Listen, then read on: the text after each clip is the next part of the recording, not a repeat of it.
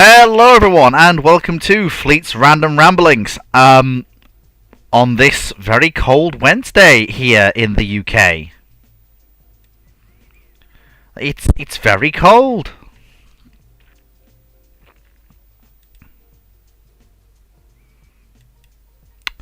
It's really quite cold.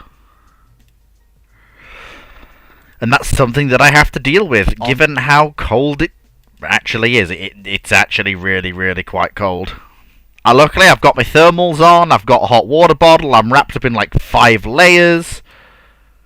Like, I'm ready to face the cold. I'm ready to give it the full 9 yards. It'll not beat me. Howdy, Montana. How y'all doing tonight? You doing good? Got no gas. Damn, the man's got no gas. We need to declare war on some Middle Eastern country and go get him some gas.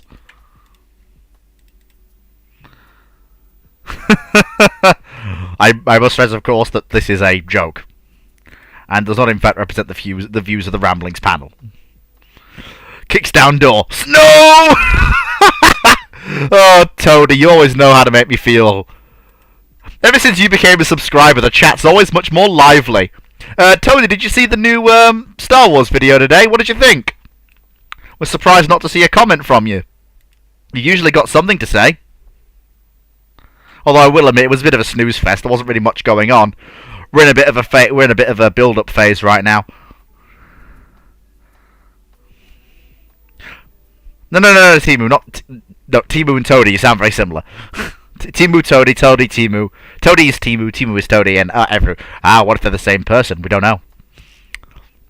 Anyway, let's go and get the Discord Ramblers.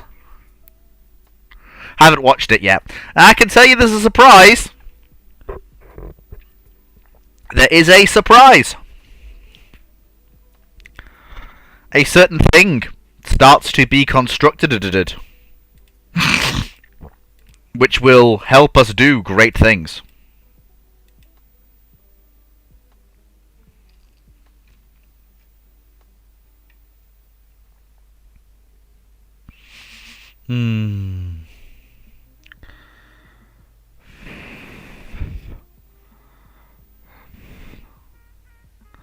There we go. Discord's just booting, and soon we will get started. Haven't what?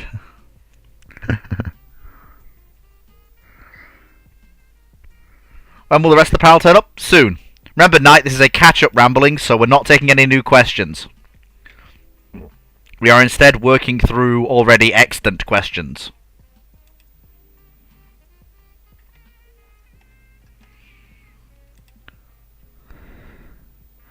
And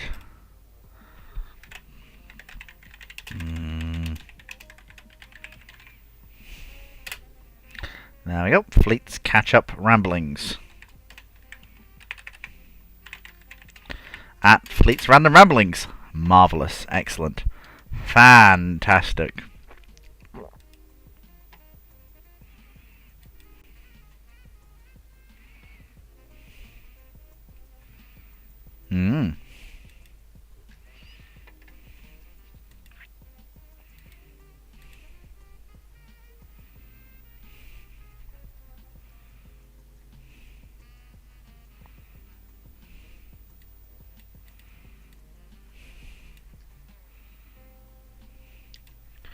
Right. Left. It's me and Chair here today, for starters. And we'll see who else turns up.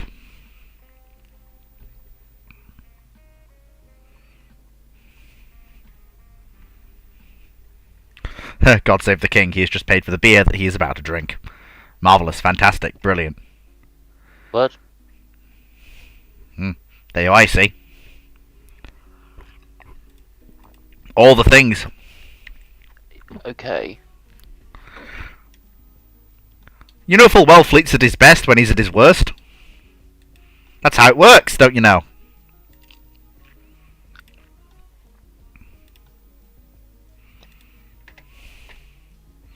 So saith we all. At least 2 layers of context behind, I swear with you.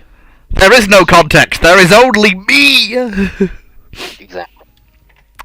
But then again, that's not exactly what you'd call unusual. Cue, what's he called? Tom Jones reference. So we got through 58. Hang on a minute. Oh, he's just left them blank if they're not answered. Has he? So where are we? Ah, here we go. So 58, which was 2 weeks ago, and then 58.1, which was the no, it was this Monday that we had to have the explosion. Yeah, so 58, and what was 58.1?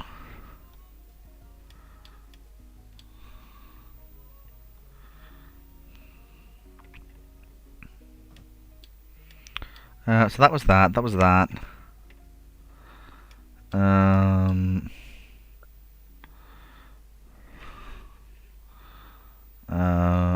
I'm having real trouble actually spotting what's answered and not answered. Suppose I find the first question that doesn't have an answered sign underneath it and go from there, I guess, as best I can. So from Ramblings 58, follow up on the Orel class. Would the Soviets really fit RBU and anti-ship missile systems on the Orels? Oh no, wait, I did already answer that one.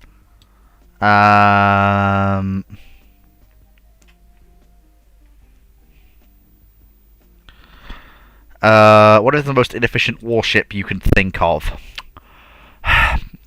Inefficient. That has to be Bismarck.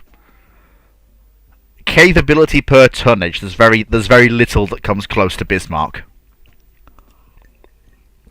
in terms of what she is and how much she weighs. There's very little I can actually think of that comes close to, well, being as inefficient as she is.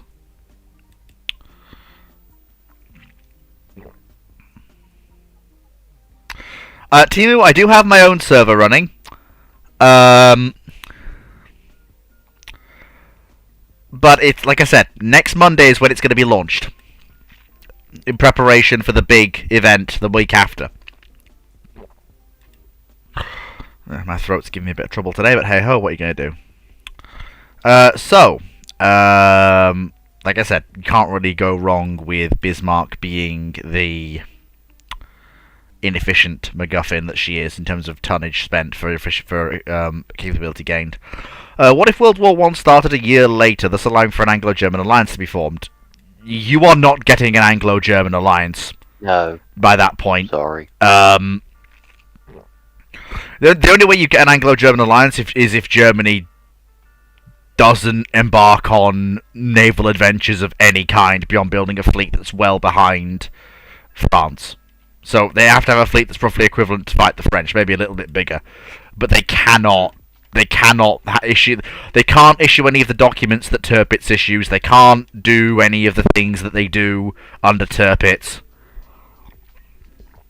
You have to wind the clock back substantially. Quite frankly, remember why the British joined the war? Because the Germans violated Belgian neutrality. Although, to be fair, Chair, they were going to join the war anyway. It was just Probably. Belgian neutrality was just a nice excuse. Yes, but also to a certain extent, like, the Schlieffen plan doesn't work without violating Belgian neutrality. And that's being, that's being generous to the Schlieffen plan, saying that it didn't work. Yeah, but, work, quote unquote. But, like, German war plans are in no way built for a British alliance. Knight! How many times has Putin threatened nuclear war? We're on, like, 500 by this point, mate. Like, it is not a serious threat. It is hot air blown into the desert winds. It means bugger all. Politely. If it meant all, we'd already be glassed by now. Because we've crossed numerous red lines that if you cross them, nuclear war, we've done it. His threats mean nothing.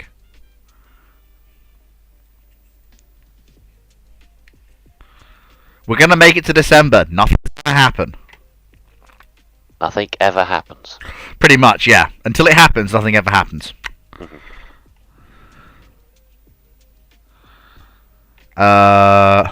What is the most ridiculous deck plan for a carrier? Having a elevator in front of catapults somehow. Having your arrestor wires right behind the catapults. Basically doing everything you can to make the carrier so that you can only launch or recover. You can't do both. I quite like Furious's second iteration. In terms of ridiculousness, a flight deck in front and a flight deck behind. Yeah, that's a bit silly. Okay, how ridiculous is the idea of sticking an entire city on a massively enlarged carrier? If you're referring to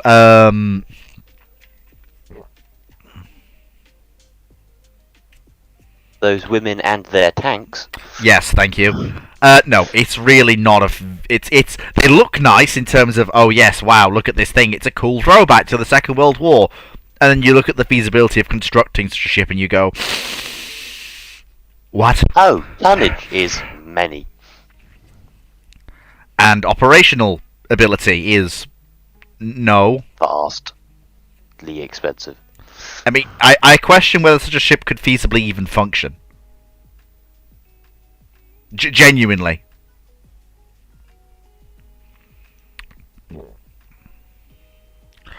If the United States Navy deploys 4 Nimitz-class supercarriers together, how many escorts will they have, and what will the ratio of cruisers to DDGs be? Well, first of all, the United States Navy will never deploy 4 Nimitz-class supercarriers together. They'd never need to. Well, first of all, that's a massive concentration. First of all, that's a massive concentration of force. In a hot war scenario, that is begging to have an atomic weapon dropped on it.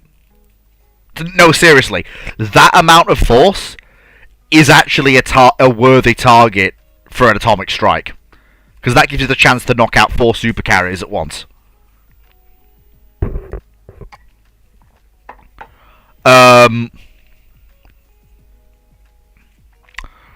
But if for some daft reason they would break from current doctrine and do that, you would just have 4 carrier battle groups worth of escorts. That's what you'd have. And cruisers to DDGs, the ratio of cruisers to DDGs would be whatever the current ratio of cruisers to DDGs is amongst 1 to 4, 1 to 5, I think, at the moment. I don't know. Can't remember what the full complement is. You've just created bigger carrier battle groups, so it's just a standard extrapolation process.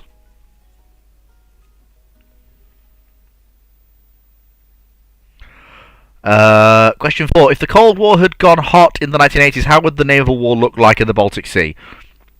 Which NATO navy other than the US would have a significant role there? Well, first of all, the US isn't even in the Baltic Sea. They just don't go there. They have bigger shit to be... They have more important shit to be doing. They're not spec'd for the area.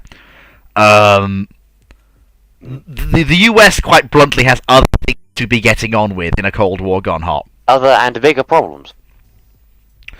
The Germans, the Danes, and the Norwegians are literally spec'd for that environment. And to be blunt, you've basically got the Russians playing keep away. The Russians need to prevent German, Basically, it's twofold. The Germans, Danish, and Norwegians are basically trying to keep what Soviet forces there are bottled up, basically from the East German border eastwards. Because there were Soviet plans to hit Denmark and northern Germany with Polish and Russian amphibious task forces. So the NATO navies need to basically play keep away. That's the basic goal here. Prevent any form of the extension of sea control of the Russian part of the Baltic westward. That's the NATO navy's goal. That's it. And oh boy, that's a lot of coastal submarines. Yeah. I did that one. How often did light cruisers resort to using their torpedoes in peer-to-peer combat? Considering there weren't many pure light cruiser on light cruiser actions in any of the wars. So...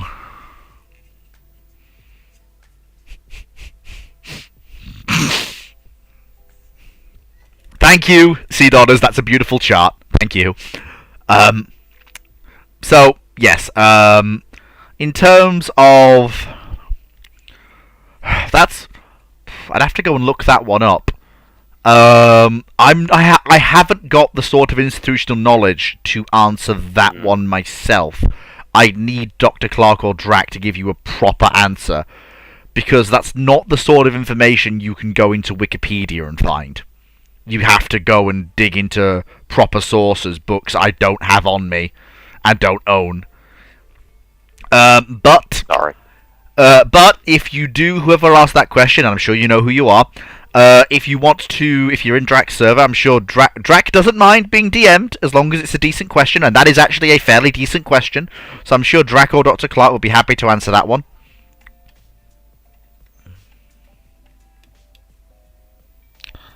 Where did we get to? Can someone explain to me? Oh, so that's so that was Dr. Clark. We already answered that one.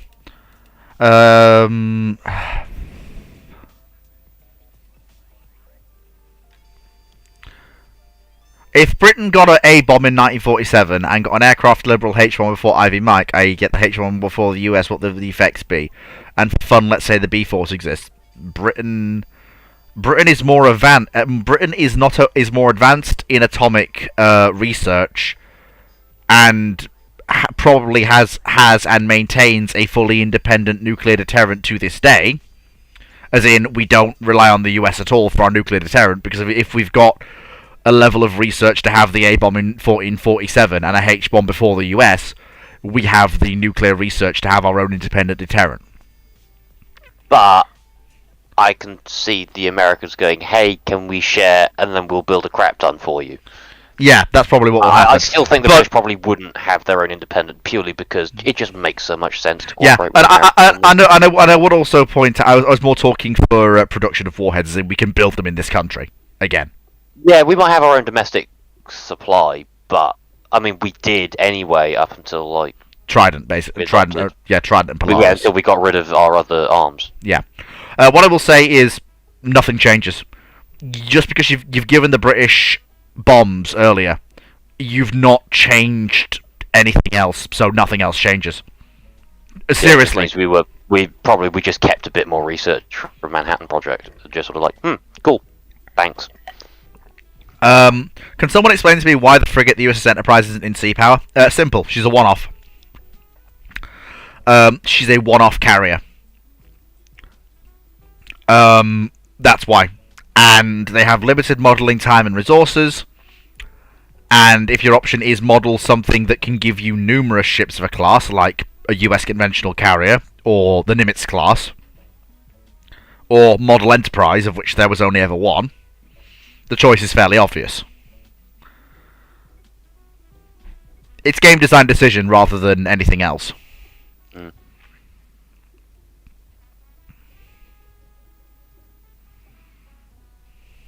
I still want my type, whatever's 18. Just any British frigate, really. Looks fun. We'll be getting British. Like, bear in mind, the roster we've got now is only the start, and that's even without what modders can put in the game. I think sea power may be about combat in the Missile Age, but it's set up you can do anything. Like, seriously, you can do anything. You could wind the clock all the way back to the First World War. These systems are in place for gun combat, especially with detailed calculus about sighting, Mark 1 human eyeball, what rangefinders you have, etc. It's all there. The kit's all there.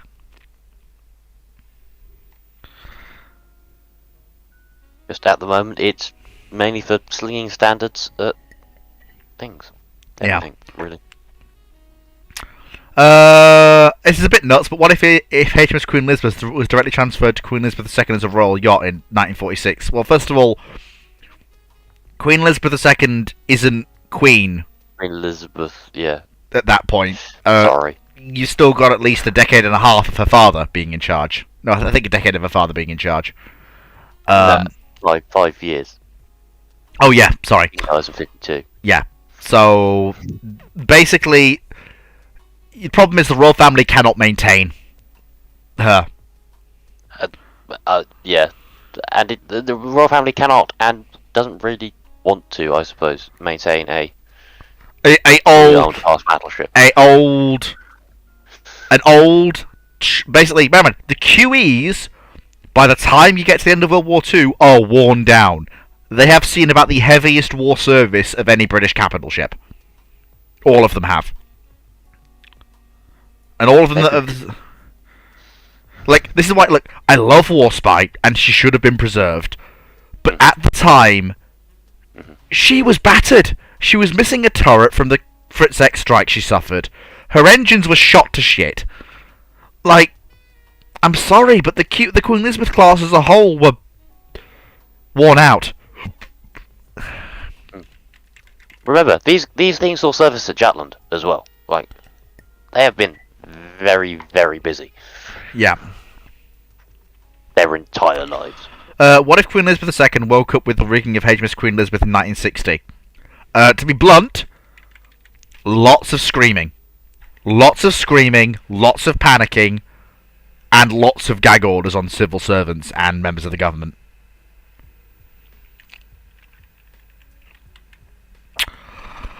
If I refused to use the historically planned names for the council members of the Admiral's class, what would you name the Sisters of Hood?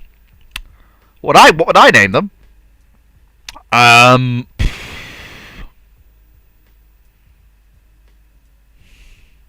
don't know. I've never been good at naming things. Yeah, I feel like I'd just steal like Nelson and Rodney and stuff. Those were the planned names for the Admiral class. Well, they're just the sensible names of the Admiral class. Like, yeah. Of course, Nelson and Rodney. And you basically go to other admirals. You'd go to St. Vincent. You'd grab admirals for other parts of history, basically.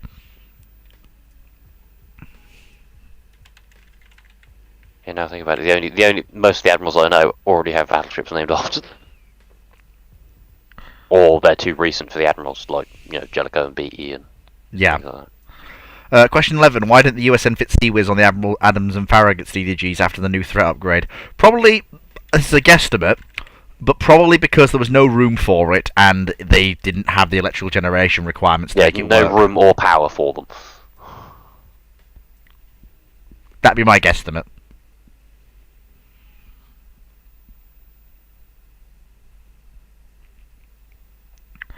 Question 12. In an Italian battlefront, would you pick the IJA's Imperial Japanese Army's tanks versus the Italian Army tanks in World War II? Who would win? I'm sorry. Italian Army. Like, I love the IJA's tanks. I think both nations built tanks for their correct areas they were fighting in, and for the industry that they had to build them. But I just think the Italian tanks are better. I've said this before. They're built for the European tank battlefield. They have a better chance of engaging other armor one-on-one. The Japanese last longer and get more armor towards the end of the war, but none of it really sees service, and a lot of their much better products, things like the Chi-Ri, Chi-To, Ho-Ri, etc., never see the light of day. Whereas we do see some of... Again, and the same thing is true of the Italians, but we do see the P-26, which enters service, which is a fairly decent... So it's a little bit backward, but overall it's about equivalent to a lot of the medium tanks it's facing, especially things like the Sherman.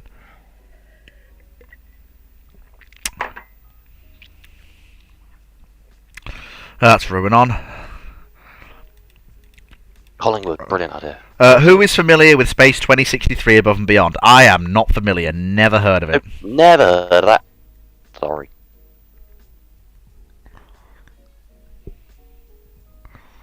You trust a Navy man to come up with some sensible names.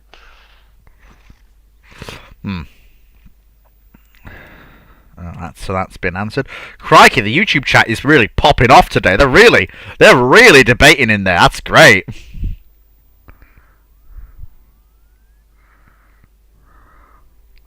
Nice to see the chat really bumping off quite nicely. It's good to see. Good to see. Oh, Phoenix is here. Drag. Hello, hello. Hello, hello, Phoenix. Good to see you. Nice to have an expert on the panel. Yeah, one thing I would note with regard to the question of the Chuck Adams class and the Oh, Thurgood thank class God. NTU, they didn't get NTU at all. Well, technically one of the Farragut's did, Mahan, but that's because she was being used as a test platform for NTU. Ah. But the rest of them didn't, because they were going to be retired anyways, so it didn't make much sense, so they canceled the program. Because they were slated to at one point, but anywho. Favorite naval VTOL? It's sorry, Sea Harrier. Area. Yep, I just look. I do have a soft spot for the Yak-38. I think it's a brilliant. I think it's actually a fairly rough and ready VTOL that does the job the Soviets need to do. But Kind of got I'm a Brit. too many wasted engines. Like, Eh. 5D. Oh, come on, that's the boring answer. I know it's boring, but like the capability it brings is so We know. incredible for its period. who Yeah. has more air kills? But we'll just give it time. I'm Yeah, sure yeah, it'll get lots of, give it time. I'm fairly many, certain. kills.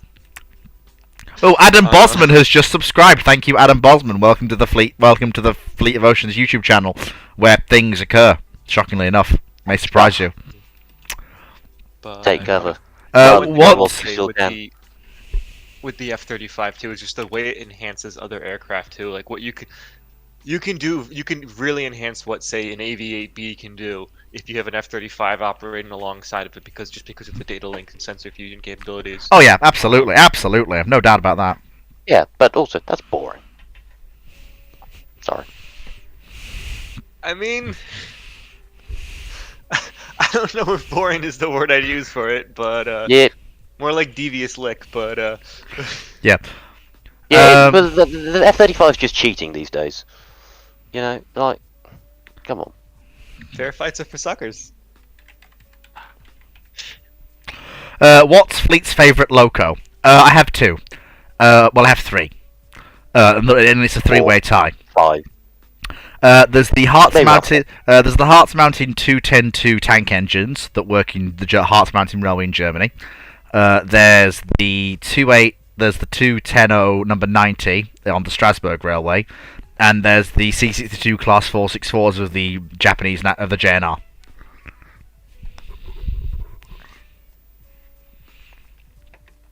I am a dirty Stanya fanboy. What would Dr. Clark refer to the Alaska class as to cause maximum annoyance? Well, Dr. Clark agrees with me. He thinks they are the other end of of heavy cruiser development for US heavy cruisers. One side is the Des Moines, the other side is the Alaska. He agrees with me. And if you really want to annoy people, you could call them light cruisers because technically it's accurate. Oh, 'Cause what? again, a heavy cruiser is just a type of light cruiser. Yeah, it is. So- It really is.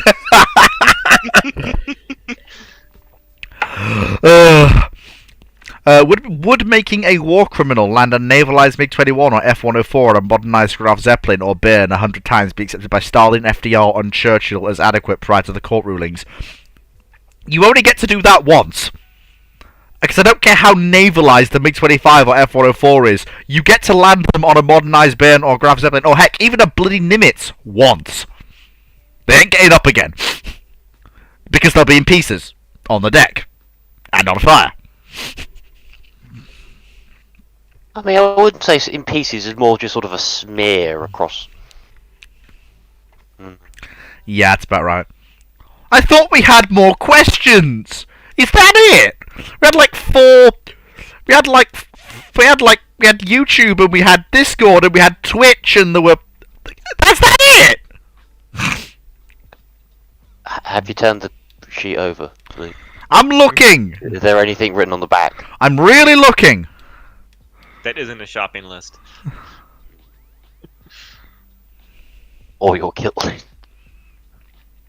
Or you know, some nice love poetry written for your dear darling Hosh. Shh. No Shikansen in the favourite? No. No Shikansen in the favourites. It's not steam driven. Therefore, it doesn't get to enter into my favorite locomotives. Well, okay, I do have. They're not my favourites, but I do have a soft spot for the RE441s of the BLS. Brown squares, so iconic. I have decided to open the questions, so I am opening the questions to YouTube and Discord now. So this is now also an extra rambling, so the questions are now open. You may ask away, please go nuts.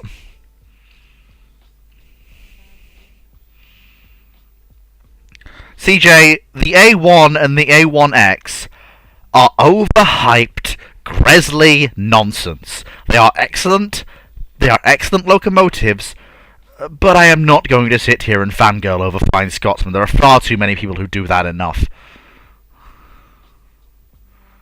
Smexy steam engine, but not the smexiest.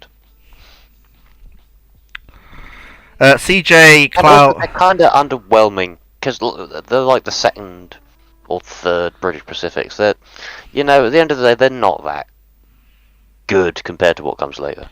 Yeah. John the Francophile asked, do you think there will be another cruiser class in the USN to replace the Ticonderogas? Well, first of all, the Ticonderogas are only cruisers because the actual cruisers in the program never actually got built.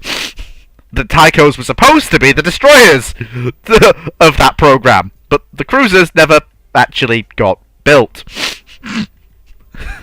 Yeah, I mean, the big problem you run into with cruiser is essentially, you know, this earlier in the Cold War, cruisers could just be distinguished from other types of warships because they had different air warfare, anti-submarine capabilities. You know, obviously one of the most notable differences was, do you have an extended range air warfare capability? Did you say Terrier or Talos or Standard Missile ER versus say Tartar or Standard Missile 1 or Standard Missile MR in general, right? Mm-hmm. That just really stopped being useful when you got into the like late 70s into the 80s with Aegis. With SM2MR and its longer range. Yeah, then then the whole thing with the cruiser was it's an Aegis thing. It has Aegis, like that's its pizzazz. And then suddenly the Arleyberts come along and say, "Oh no, that's not a special thing. You just get to have anymore." It wasn't even just that, because the Berks were being developed as a cheaper DDG to be viable in more numbers than the Ticonderogas, even while the Ticonderogas were still being called were still destroyers, right? So it wasn't even just so much the case of that, so much as just, you know, between systems like Aegis, VLS, the advances in missile technology that allowed smaller missiles to be fired at longer ranges, right?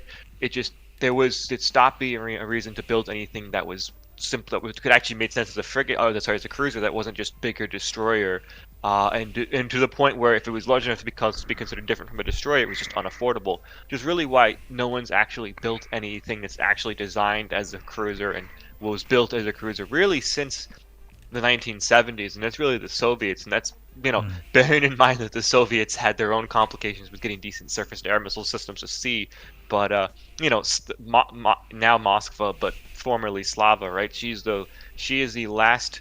When she was laid down in 1976, she was the last elite ship of a class that was. But you say now Moskva. I mean, unfortunately, she's now. Well, now submarine Moskva, yes, but yeah, but there's just nothing that actually justifies anything being a cruiser in the modern day, and it's been that case for almost 40 years now. Arleybert can just do everything.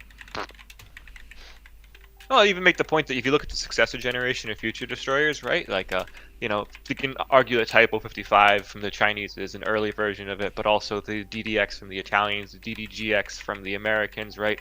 These are all like 12,000 to 13,000 to 14,000 ton shit destroyers, and they're calling them destroyers, right? It's very much the role they're intending to fill. So it's just, you know, what is actually a cruiser relative to this next generation of destroyers? Are we talking about 20,000 ton cruisers? Because you're never getting that. That's going to be completely unaffordable.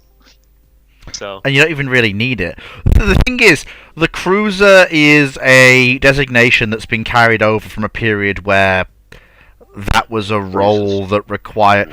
Promise, the destroyer has grown to such a point that it now does the cruising role. And even then, you don't really need cruisers in the modern day for the cruising role. At least not in the traditional sense that cruisers used to exist and frigates used to exist, given how multipolar and diverse the world actually is. I mean, just thinking about it ever so like, mainly because like modern attack subs are basically cruiser subs almost. They just piss off for ages by themselves and muck stuff up. I mean, Really, yeah. The submarine right now, especially the nuclear attack submarine, is the most capable platform at sea.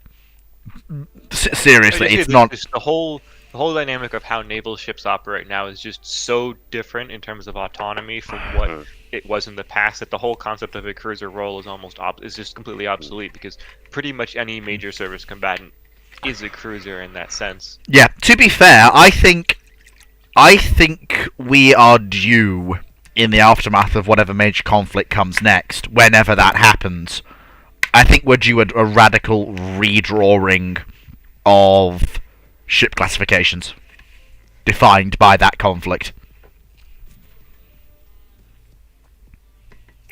I think that would depend heavily on how the conflict shook out and what would be the motivating factor behind ships being reclassified, right?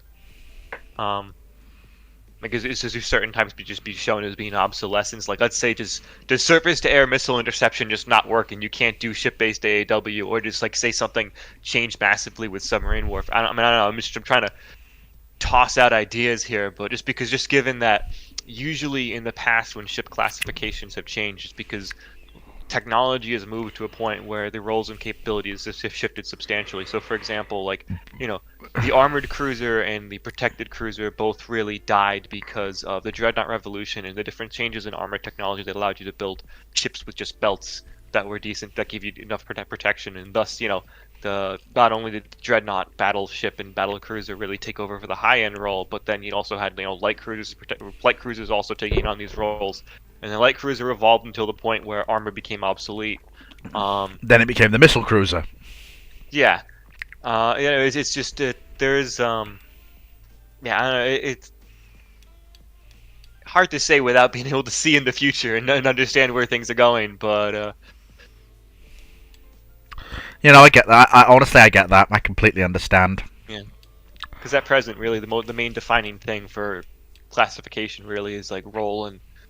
It really is just role. Like, most navies, if they can afford to have a dedicated major air warfare combatant, it's usually going to be a destroyer. There are exceptions, but usually that's what gets something termed a destroyer. And then frigate kind of takes on the general role of most other smaller platforms that do ASW or general purpose stuff. Completely, yeah. Small multi-role platforms. So that was a your Discord question, YouTube question. Would the RN even use the term supercarrier? It depends on what. If we're talking about, If we build one. Yeah, if we build one. If we build a carrier larger than about 80,000 tons with a conventional cat-bar arrangement, then yes, we'd be operating supercarriers. Same as China, with their new carrier, are now operating supercarriers. Well, will operate. Yes. Still fitting out. Yeah, fair enough. Sorry, I forgot. I wasn't sure if she'd gone into working up yet. She's been doing sea trials, but it'll probably be a hot minute before she actually commissions. But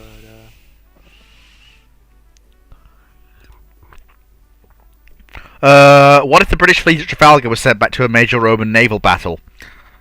Assuming Blammo. but they win. They just win. It's not even funny. whichever side they decide to pick, which I think will depend on the admiral in charge, and which battle you're talking about. It's Trafalgar. It's Trafalgar. Nelson's leading them. So did Nelson like Octavian or Mark Antony? Do we know? I can't see a galley doing much to just a single 32-pound ball. Yeah, I'm sorry. Yes, ram that ship of the line. I cast remove ship from sight. Hey, And whichever, hey, whichever side gun they decide captain! to join is winning. You see that? You see that Roman galley over there? I don't want to. Ooh, hitting a galley with a carronade fully packed. I'm sorry, hitting a galley with a broadside from a 32 gun frigate would be bad enough. Hitting a Roman galley with the broadside effect of a ship of the line removes that vessel from the face of the earth in extremely short order.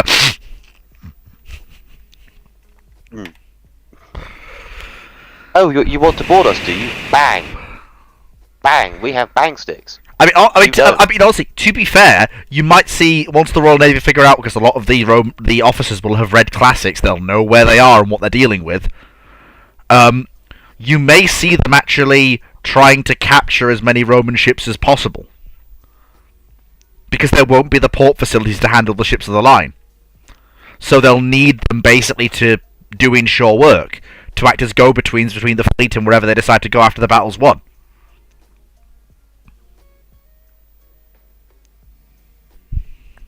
I mean, maybe.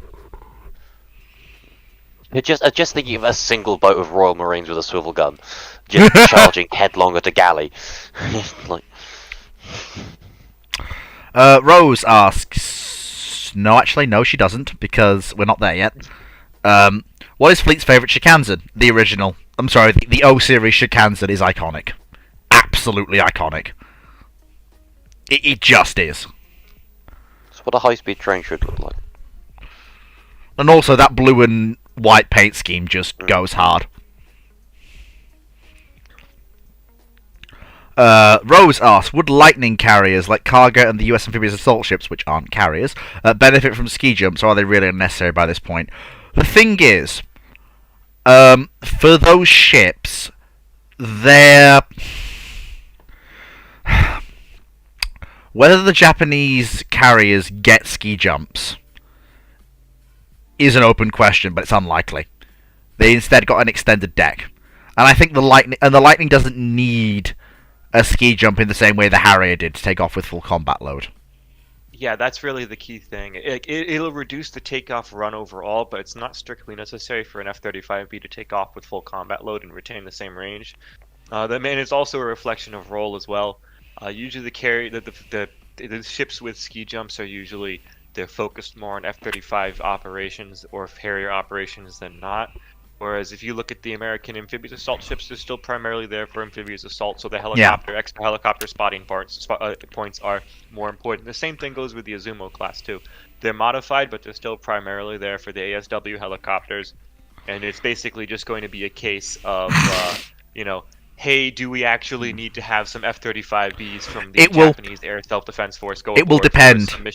Yeah, it will depend. Really, like, for example, if a hypothetical Pacific War has gone hot, and let's say the US is knocking 7 bells out of a pair of hypothetical Cadabar carriers in these, let's say the Chinese have 3 carriers by this point that are Cadabar, and the US is knocking 7 bells out of them, and the Japanese are trying to operate, let's say, in the China Sea, and the Chinese send one of their older ski jump carriers out, and the US can't spare a carrier. This is just a hypothetical.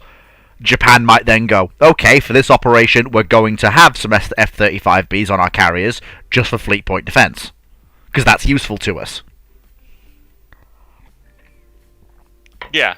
Well, my understanding of the decision is a little bit higher than the Japanese Maritime Self-Defense Force by itself, but because again, these are Air Self-Defense Force assets, and they're really there as a, does the Self-Defense Force as a whole feel the need to have extra air combat, defensive combat air power deployed on these ships as opposed to their main ASW role?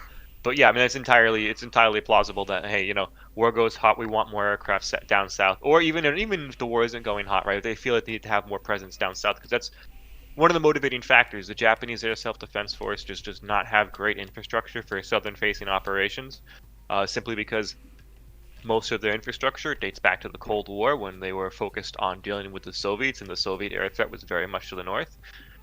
So this whole Izumo effort has been kind of trying to compensate for that to a degree. Makes sense. So USS Montana asks, what would be a suitable domestic build replacement for the Hosho in the 1940s? Japan's already building far more capable light carriers in that period. You've got their plans to convert some of their seaplane tenders. You've got the purpose-built keel-up Zuiho class. Like the Japanese have plans in place for light carriers that are far more capable than Hosho is.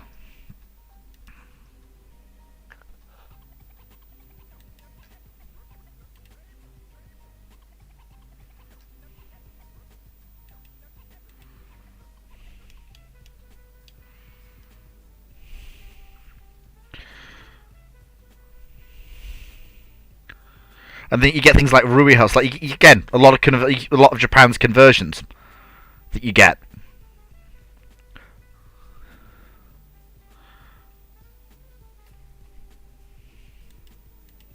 And honestly, they come out with fairly capable light carriers.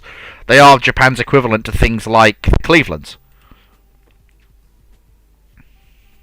The Cleveland class conversions into carriers.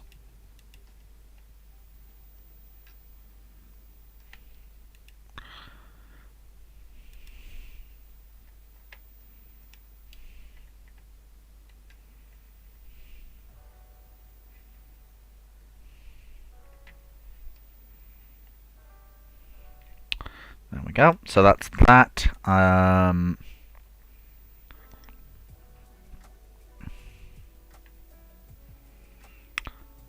So that's all that. Discord question. How would Humphrey's 6 frigates fare if they were thrown in with the Brits at the Battle of Trafalgar? How about the Nile? Humphrey's 6 frigates. That is a new term to me. Here's my lack of Age of Sail knowledge coming back to bite me on the keister. The U.S. Navy's first 6 frigates. Oh, right. The ones that all got. Oh well, if they're well, first of all, they are frigates in a actual full-on battle. They don't get thrown in. They're relaying messages, chasing down stragglers. You do not tangle with a ship of the line as a frigate, because you die exceptionally quickly.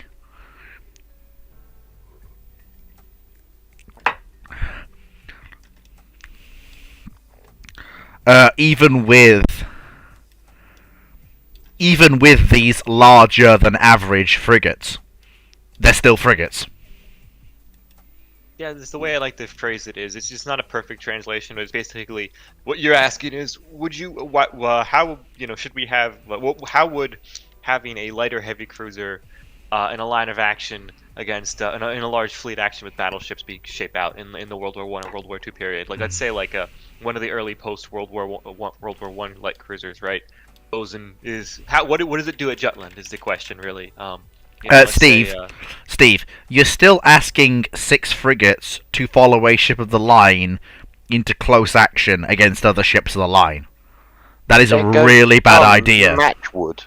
Thing is, Africa's alone, yes, but she's a ship of the line.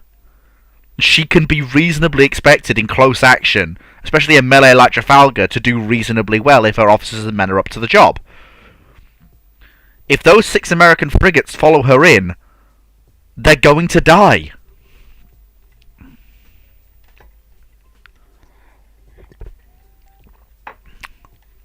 Unfortunately,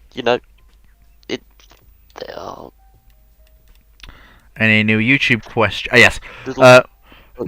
Knight6831 asks, would the RAF buy the de Havilland Sea Vixen if it hadn't crashed at the 1952 Farnborough Air Show? No, because the de Havilland Sea Vixen was created for the Royal Navy, and the RAF is already pursuing other options for fighter aircraft in that period.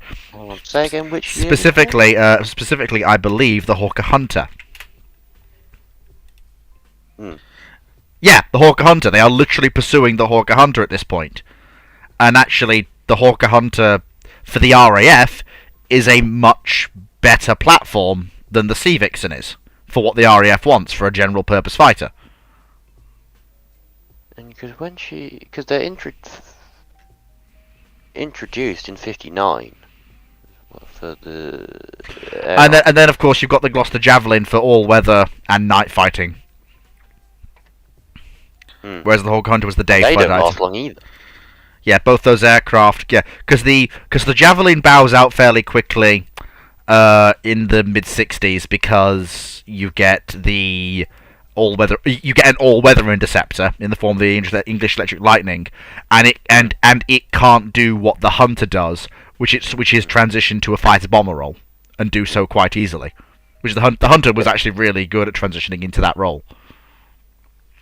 Yeah, because the Lightning's the first flight of the Lightning's only 3 years after Sea Vixen,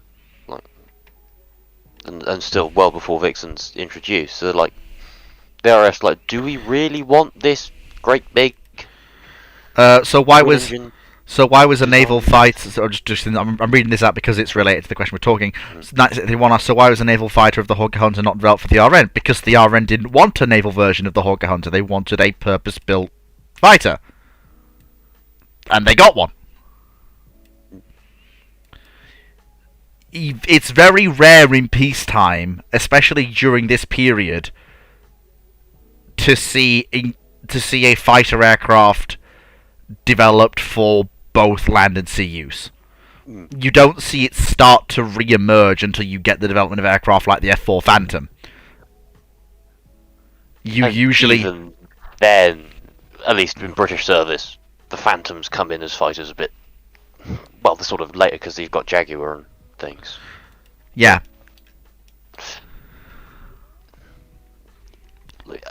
Yeah, I mean, because at the end of the day, the Navy need a fighter for a different reason that the Air Force need a fighter. Yeah, the thing is, the Navy needed... Especially in Britain. Yeah, the Navy needed an all-weather fighter aircraft.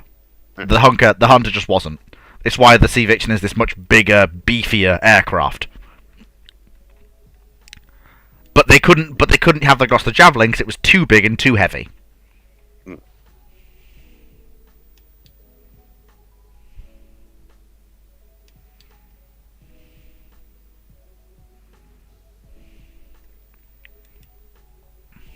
The Hawker Hunter T-8 could have been turned into a naval fighter as it has an arrestor hook. One does not simply turn an aircraft into a naval aircraft just Yeah, Knight. That's not... It doesn't meet what the RN wants at this point. It's you're being really... Yeah, we're not saying it's not possible. It's saying nobody wants to do it. Yeah, there's no desire for the RN for that role. It'd be like saying... Again, it's not... The Royal Navy really doesn't want that. They want the Sea Vixen. And the Sea Vixen is what they get. And the RAF doesn't want the Sea Vixen. They want the Hawker Hunter and the Gloucester Javelin. So that's what they get. Then the Lightning. Yeah, this is the... And also, at this point, development's going stupid quick. Yeah.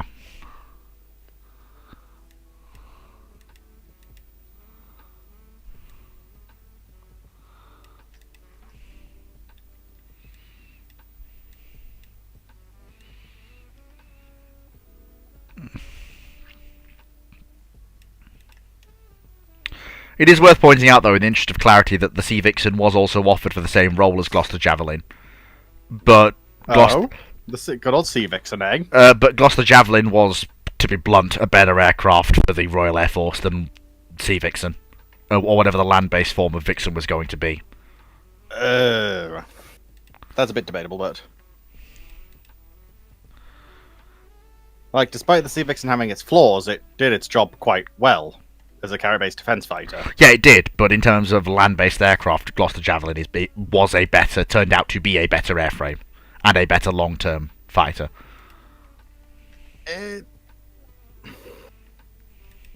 I wouldn't necessarily agree, but...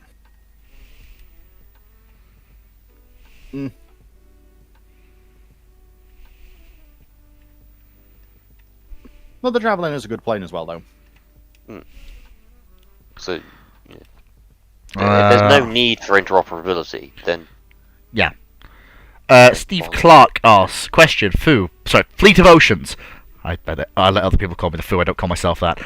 Given your legendary expertise with the Age of Sail, give your analysis of Nelson's actions at the Battle of Cape St. Vincent. Well, at Cape St. Vincent, the Spanish are basically they have the weather gauge basically, and there's been an engagement that they've passed each other, and the Spanish fleet is on the verge of either breaking contact or moving into an advantageous position. And Nelson is, I think, bringing up the rear or towards the rear of the British line. Near the back. And he has a choice. He could follow the orders as issued, or he can respond to a clear and present tactical danger and act independently. He chooses to act independently, and by basically slamming his ship into the Spanish line and not following the line as it's in front of him, he basically ties up the Spanish and enables who will become whatever Viscount St. Vincent, whatever his name is, to bring the British fleet around and re-engage the Spanish in an advantageous position. It was the right move to make. Like I say, you can disobey orders as long as you win.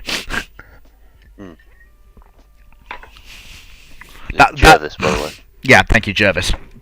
That was the RN in this period. You can disobey orders, you've just got to bloody make sure it's worth it.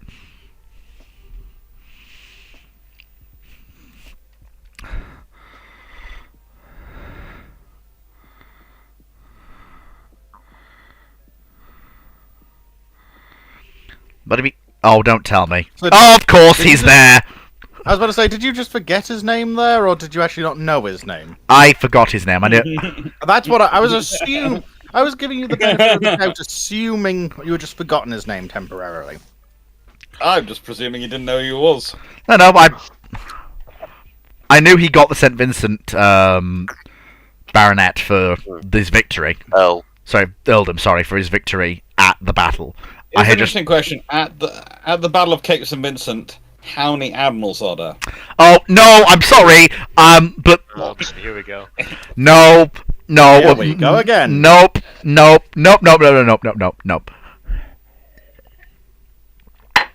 Hey. John's suggesting 7. That's a good figure to think about. Is there any difference going on? Who knows? Well, the fact is, technically in admirals, there's only actually 4, and they're all British because the Spanish titles at this point translate as generals.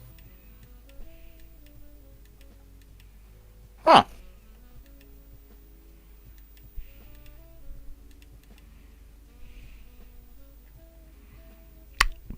Oh yeah, that's right. Spain's going through one of its weird moments. Forgot about that. Yeah, it was in one of Spain's weird periods. Don't worry, they got over this quite quickly. Yeah, this Please happens. Before anyone worries, they get it. But Spain has this occasional desire to make everyone have the same rank, whichever service they're in. They keep the services separate, but they make the ranks uniform. John the Francophile asks, is it more beneficial for a... Actually, hang on, no. YouTube question. I almost forgot my own rules there. Stephen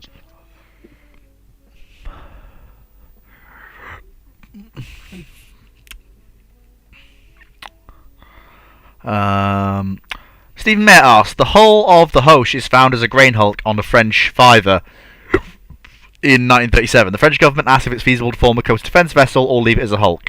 If those are your two options, hulk it. I'm sorry. I like Hoche as much as... I like Hoche, but it's 1937. She has no feasible way to be converted into any form of usable warship. Unless you're planning to sink her as a block ship. That's the only thing she can reasonably be used for.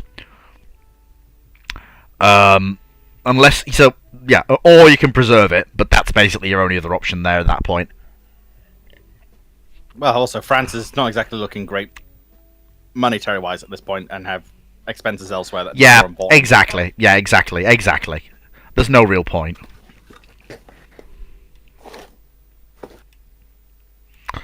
Okay,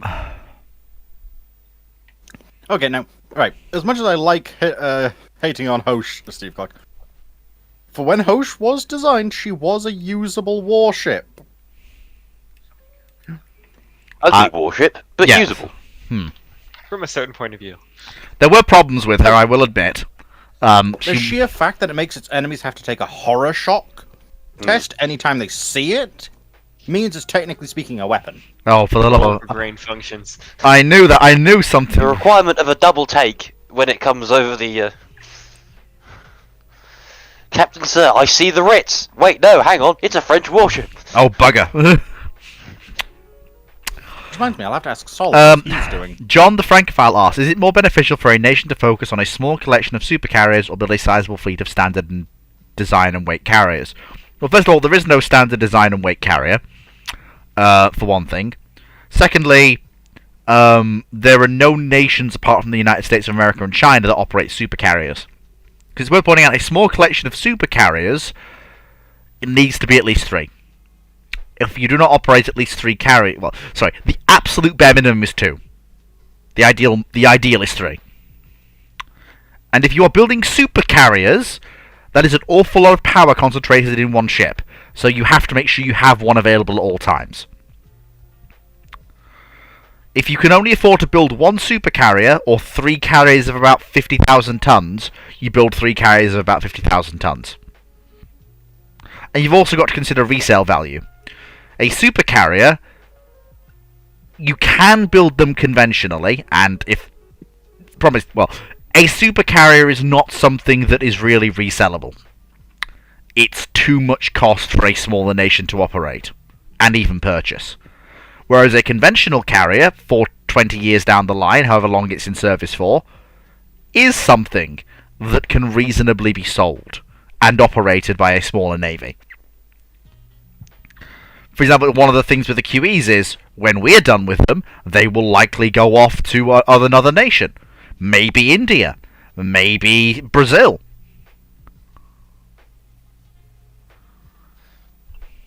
South America, where all good warship designs go to die. Yeah. Once they've done them.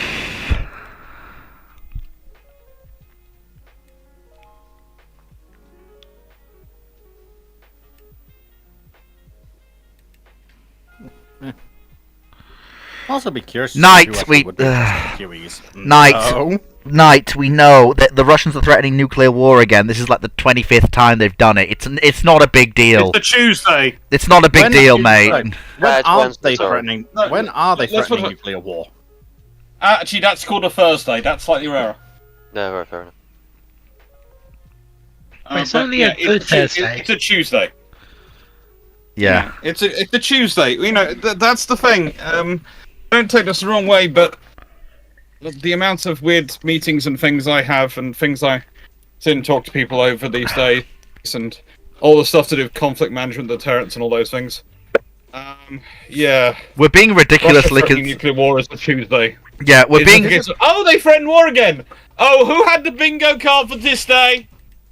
Until We're- they actually change their nuclear readiness, it's all words. And of course, as Well, actually, we've no, discussed... I'd say until they fix the problem with their nuclear missile silos filling with rainwater and snow water every winter and fatally undermining their missiles, then we'll start talking about actual capabilities. I mean, to be fair, as like I said, the US has them in an escalation trap. Right now, they can't. They cannot escalate to launch. Their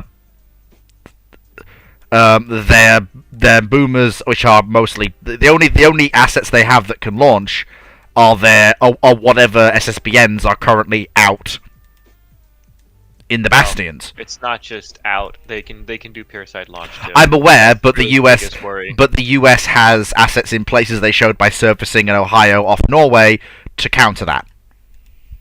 I would also say the ones which are peer side are not necessarily ever going anywhere. So I'm not. Why, if they can't actually go out to sea, why do you think they can actually launch their missiles?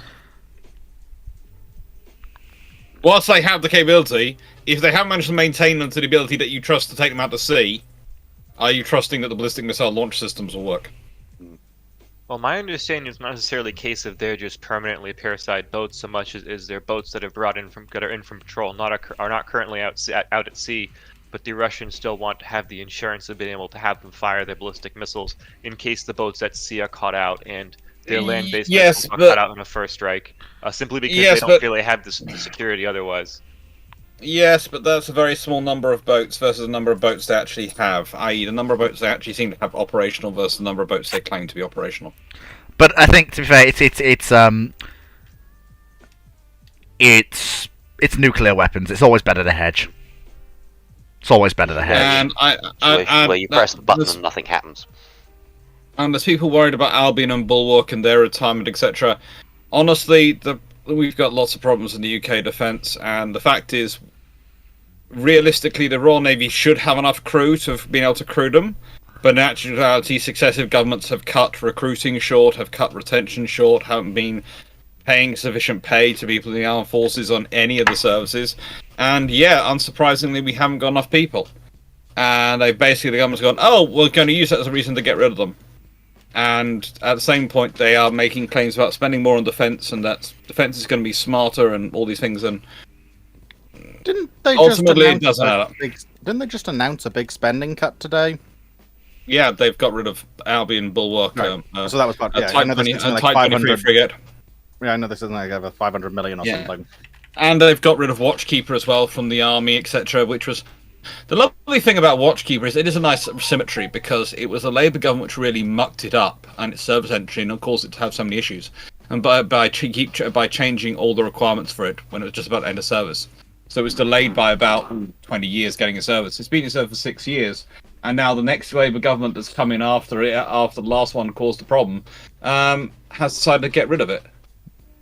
Yeah, that's So, honestly one of obviously- the cuts I really don't understand, because that system was actually functional, as opposed to, say, I can understand cutting Northumberland because she was beyond recovery. Is Oh my yeah, understanding, in a nice but- way. In a nice way, it's not even really a cut. It's a case of we're recognising the fact that we're not going to spend enough money to get Yeah. this ship back in service. Absolutely, yeah.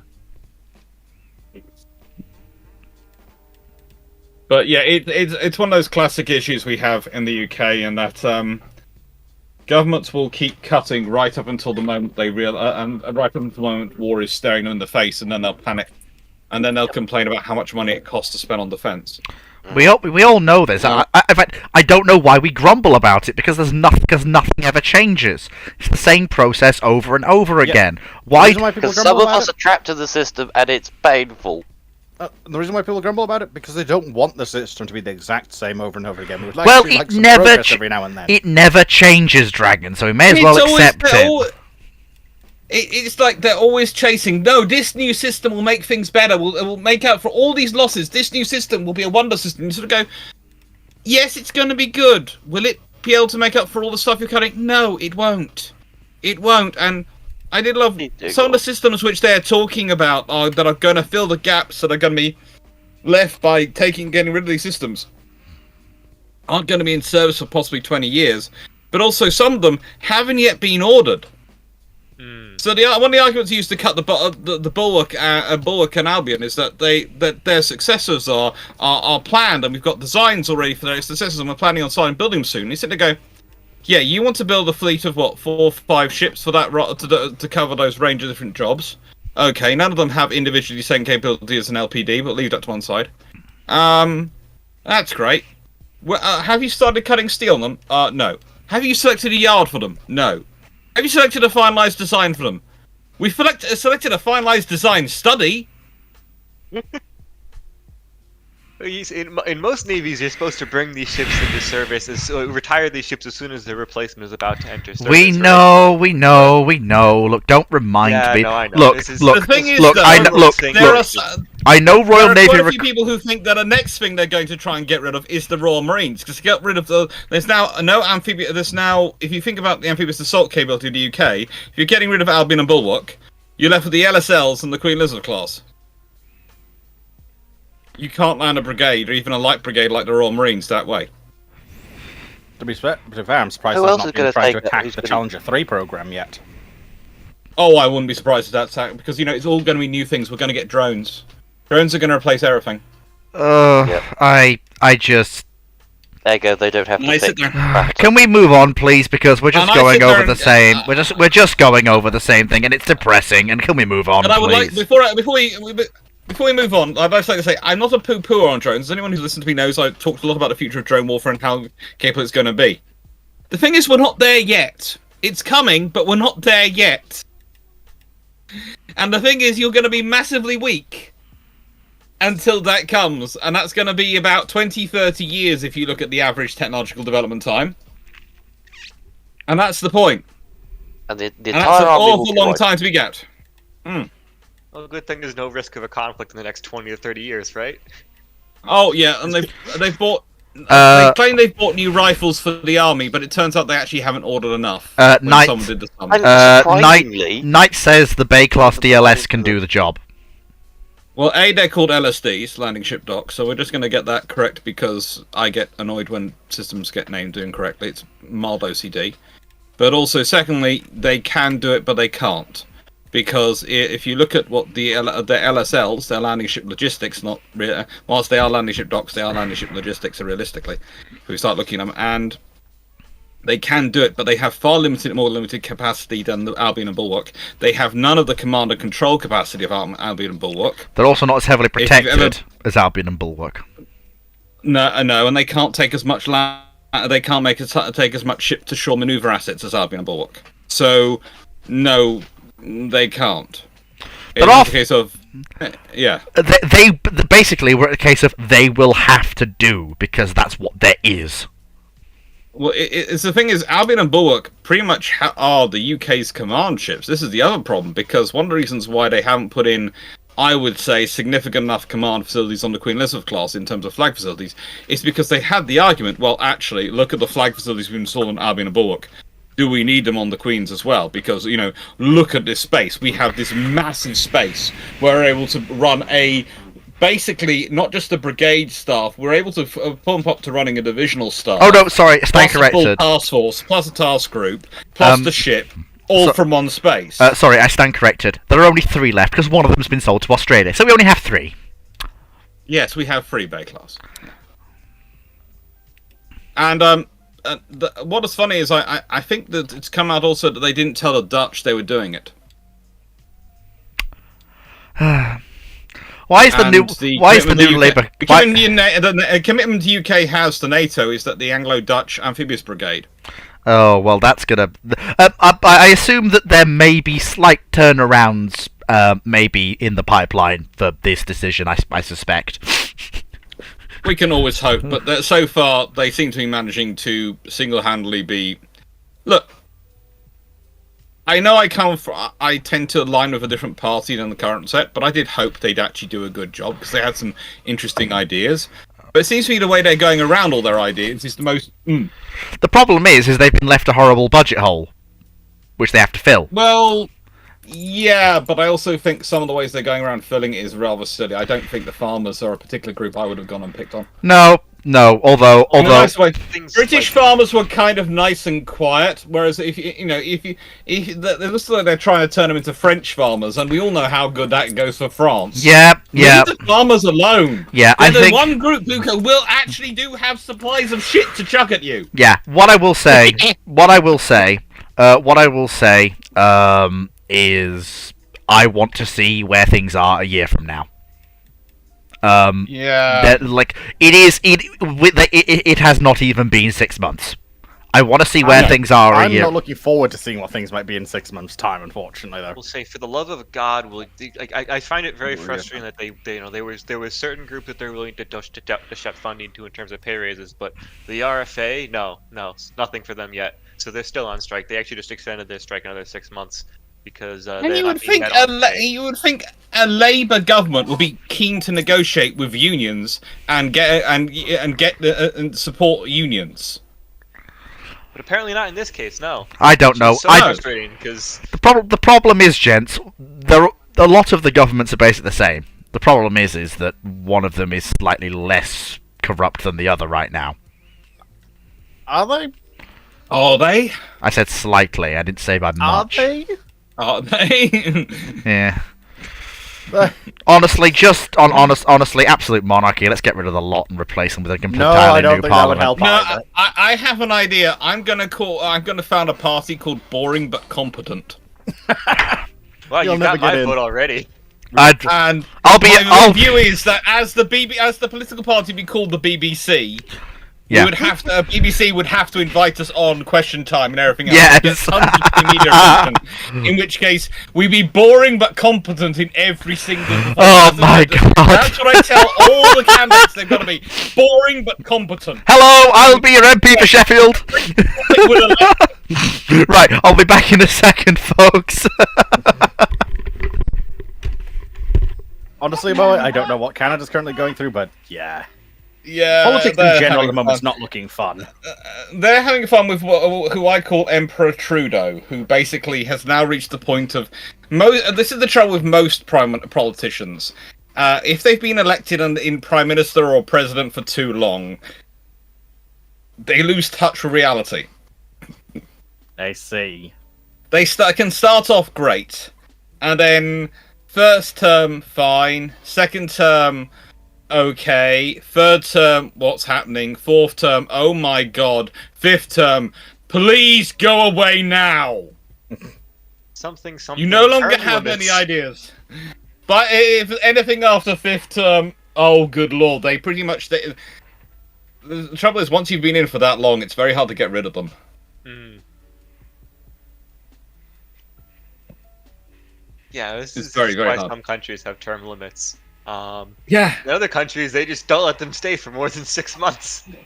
In the UK, we just have the fact that there will be regicide committed by your own political party at some point, because they'll start to believe that they are that it's going to be always that it's always going to be that party which gets elected, and therefore they don't need to worry about the public. They just need to worry about who's got the most powerful friends within Parliament, and so try and push for leadership. Basically, the UK system relies on the ego of the politicians outweighing their own common sense and ability to win elections. And so far, it hasn't failed. Although it did result in Liz Truss at one point. Oh, do not remind me of that bloody woman. Look, the fact that the fact that the lettuce outlasted her is just truly Yeah. a poetic statement on modern political affairs. But also, the thing is, when you start getting into this, it's one of the reasons why dictatorships tend to call democracies weak. But the one advantage of democracies is that we don't have to go through minor revolutions of killing people to get a new leader who has new ideas. Although, I'm not quite sure if the current political parties actually have new ideas. Knight, would you stop? Look, let's not say things about the United States, okay? Until we've actually seen what he does. Knight said, "Well, we are staring at authoritarian America in our future." Says, "Let's actually look and see what happens, shall we?" It's on Top Chat currently. Where's he? Oh, yeah. I hate YouTube. how YouTube has Top Chat and Live Chat. Yeah. Why can't it just be Live Chat? in I general? don't know. I didn't realize that was The reason it has that is Top Chat is if you're someone like me, if you're like someone like me or Fleet watching a channel, if you put into Top Chat, the theory is it's supposed to get rid of people who are spamming. And actually, this is one of the reasons why I do have to keep it in live chat, because often Night puts so many different questions in the chat that it does automatically. If it goes into Top Chat, I lose him completely. Yeah, Yeah. I've had that same issue where it's case of occasionally messages will just be cut out and it's like, well, there was a question there. So I also try Yeah. to leave on live chat. Just so I can collect stuff. Well, so I've passed 250 subscribers. I'm now at 261. Whey! No, you're at Realize we 26. have somebody No, in the YouTube chat who's You're 262, my friend. 26. Oh, no. I'm sorry. Trust me, Fleet, You're you're far better than 262. I'm sorry. Yeah, Wait, yeah, wait, Most wait. overrated jet aircraft in the world. Meow. 262. Meow. Hopefully you'll do better than the ME262. Ah, yes. It's time for me to get my engines replaced. Just don't burn them out just yet.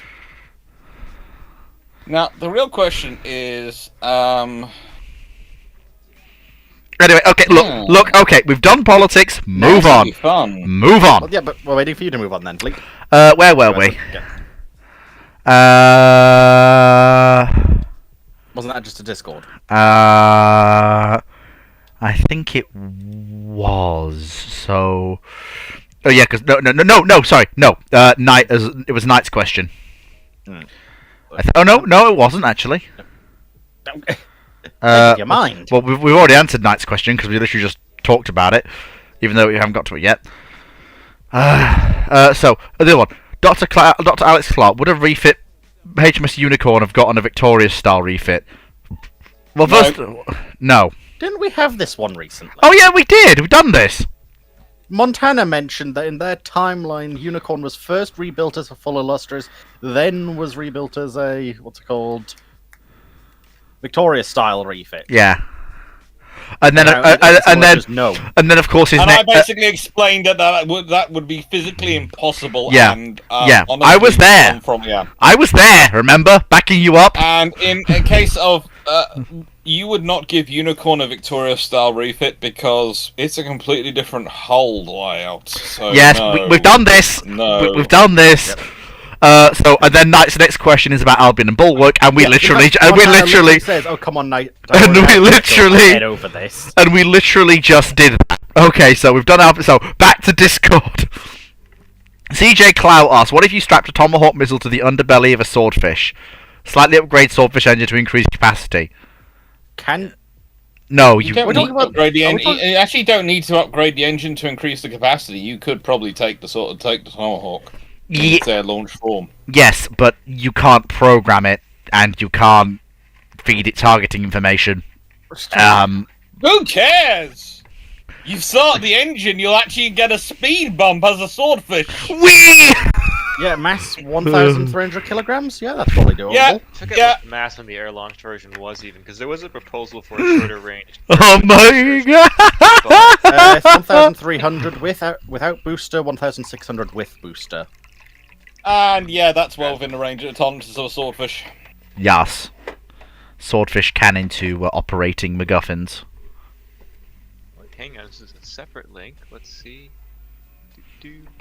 Okay, so,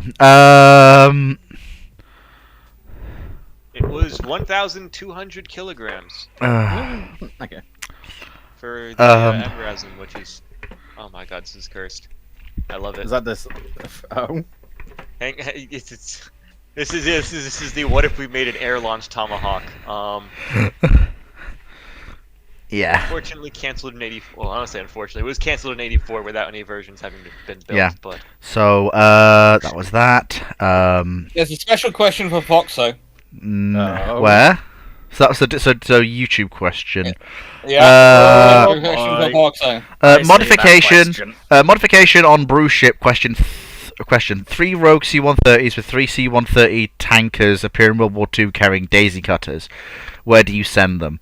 Well, the problem with them carrying daisy cutters is that daisy cutters are, yes, they're a very powerful blast weapon, but that's just it. They're a very powerful blast weapon. They have to be dropped fairly low, and I'm sorry to say this, but that anywhere where there is a reasonable target for a daisy cutter, there will likely be anti-aircraft fire so thick the C-130s won't survive to release them. Given Yes, they will. given the release, given the way you have to release a daisy cutter, they are not fast enough to be immune to World War II anti-aircraft guns. That's why you go high. You can't release a daisy cutter from high up with any degree of accuracy. You may as well. You can't if you're flying level. You can't release it. You can't release a daisy cutter in a dive either. Not in a dive, but you can in a climb. Toss bomb. That doesn't really work with a daisy cutter. It's not An aerodynamic enough. aircraft that big? It's not aerodynamic enough. It doesn't Doable. work. It's not doable. Also, It the does symbols- actually. There were modifications. Daisy cutters. They had ideas for how to do that. Also, yeah, there are plenty of targets. The V2 sites, for one. That's not going to. Yeah, but I'm sorry, but Right, what- Fleet. If you say this won't work, how did they do it with slower planes? Because they were level bombing from higher altitude and there were more of them. But you could. No, it's just that they gave them a bunch of nut jobs in Lancaster at times. Yeah. And I'm sorry, but if you give those Lancaster crews that do the bouncing bomb attacks and the like, Oh, yeah. Honestly, giving them C-130s? Oh. Yes, with 3 daisy cutters. Yes, yes, in theory it works, but in practice, I firmly believe you'll run into difficulties delivering that ordnance. But that's just me. let's go to the question for Foxo. Whoa. No, we don't skip questions. We will get there if we get there. I just think Foxo deserves to have a question. No, Knight has already had a lot of questions this evening, and he's also had a lot of questions for Foxo delivered already over the Has course he? of the last few weeks' ramblings. Well, So yeah, we will- because so Stats we are will- asking questions in general. So we will get to it when and if we get to it this evening. Just because you Yes, don't want to well, deal with more your lane. No, I don't want The to. other question I I don't. keep getting is I when is don't Foxo want to- starting her own channel? I don't want to. I don't want to start. I don't want to Just start because it's creating. though. I don't want to start creating a precedent of skipping questions. We're not saying. I'm not saying you have to That's- skip, but That's fine, but that said, the other question I keep getting is when is Foxo starting her own channel? there was some consideration for that a while ago. But CJ Clow asks, could a cannonball from the 1830s first rate pierce the armor of a modern destroyer? The armor of a modern I think destroyer. it also depends which bit of armor. What kind of shot are they using? I presume it's a 32-pounder.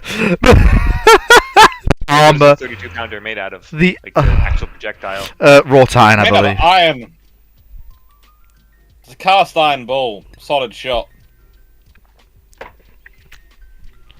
He's actually provided Not a a rib. he's actually provided a picture with a mark on where he wants the ball to hit.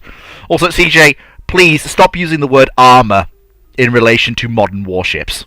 It's an obsolete term. Well, that's why I think No. potentially it could go through the hull.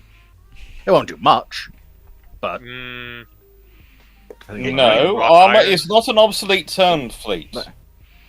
Name me one modern ship that carries any degree of reasonable armor above splinter protection. define reasonable armor. Anything that isn't splinter protection. Well, Fleet, I can't do that because that would break Official Secrets Act, wouldn't it? That's that one coming. But what about any of these Also, as ships? Moe is pointing out, splinter protection is armor. Technically, Not even technically. Uh, Actually, it's just and Hmm. most ships, let's put it this way, in terms of you don't tend to armor, but the example I would give is if you want to go to the Svalbard, the Småland in Sweden, which is a lovely, lovely ship in Gothenburg, a lovely destroyer.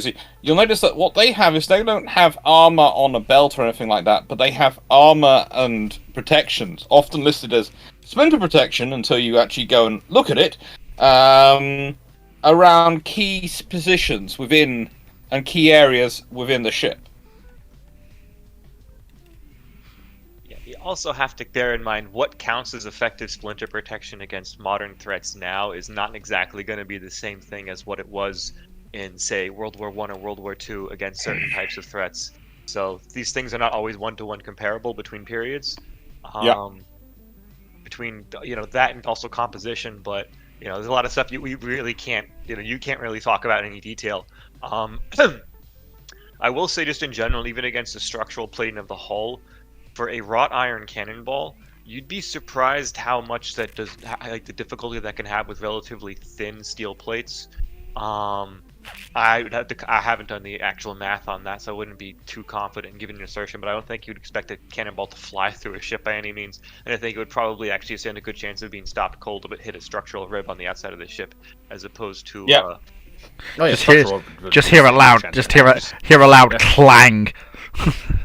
which I mean, which if you ever look at the outside of a ship and see the spacing on that, it's very reasonable odds of you actually hitting that with anything that's actually going to be fired at the ship. Can I just say I'm getting really, really, really, really, really, really excited because we're nearly there. What, the second? no. Yes, we're nearly there. We're finally nearly there. We're finally. Yeah, and then I get to beat you over the head with Drake's drum again. No, I had no. 36 hours of live long before then. Please, Yes, in the I'm- nicest way, honestly- stop wishing my preparation time away. Honestly, that's the one. That's another thing I'm looking forward to. Oh yeah, that. I have to get ready for that as well. Yeah. You weren't the one asked to do clan battles. No, I wasn't, but I am the one who Which, will probably. unfortunately, isn't currently active. We'll possibly talk about that on Friday. They're not currently active. Like, they're On not Friday, currently I'm doing- active. On Friday, I'm doing Armchair Admirals. Yep. Speaking of which, clan speaking of battle which, you update. See, the next Speak- season of Clan Battles is still at least a week away. yeah. Speaking of which, Yeah. Dr. Clark, you said, are they actually going to get around to asking me to come on that whole Armchair Admirals bit? Because Trust me, Fleet, you want to run away from that at times. I'm In, I'm Fleet, waiting. Use your knowledge to hell and Fleet, back. as said, I have put your name down, but the thing is, as I will say on this, basically, if it's the scenarios of if I'm on my own and Track can't make it, and neither can Italian Military Archives, Yeah. then yeah. Also, there was a funny I'll be moment back in where a second. there was a funny moment where I was about to do ramblings on Monday, then suddenly Italian Media Archive just posted a very interesting link. Good But- stuff. The knowledge I'm allowed to share and the knowledge that I definitely... There is going to be no clan battles by this weekend. I think, honestly, I think Dr. Clark is working No, connections. hopefully that's not how that works, though. The Yeah. update isn't ready yet. Yeah, but when has that stopped a game club, Militia Dragon? With wargaming frequently.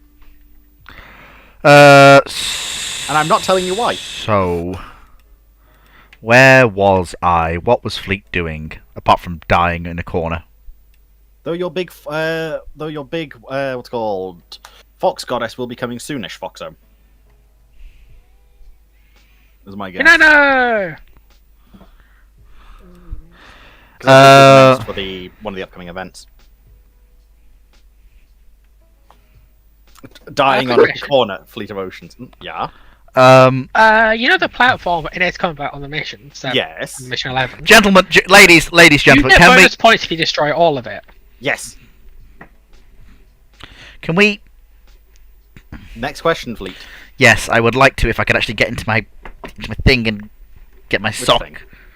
Ugh, fuck, I can't get it. So I was thinking he's not even trying to get the next question. I am trying. He's losing a fight with a sock. Give him a break, please. Yes, No, like if he's losing a fight with a sock, look, I have to stay under my blanket and in my sleeping bag with my hot water bottle to even stay warm and livable in this Right. garage. right? I am a dragon who cannot stand the cold. I literally stopped working at like below 15 degrees Celsius. That is Jesus Christ, Dragon. Yeah, no, like I genuinely start slowing down and not being very It's effective. below 15 hated degrees this Celsius. morning because it hasn't gone above. It hasn't went above 5 outside here.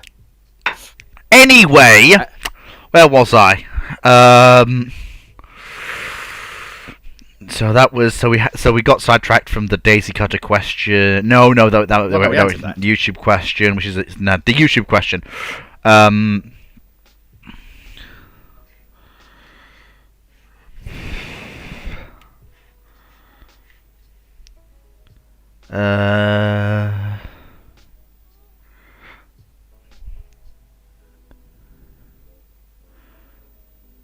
USS Montana asks, what were the chances of Arizona becoming a battleship name in World War II after BB-39 explodes? Well, Arizona did explode, and there wasn't a USS Arizona. So, I think there's your answer. There wasn't one.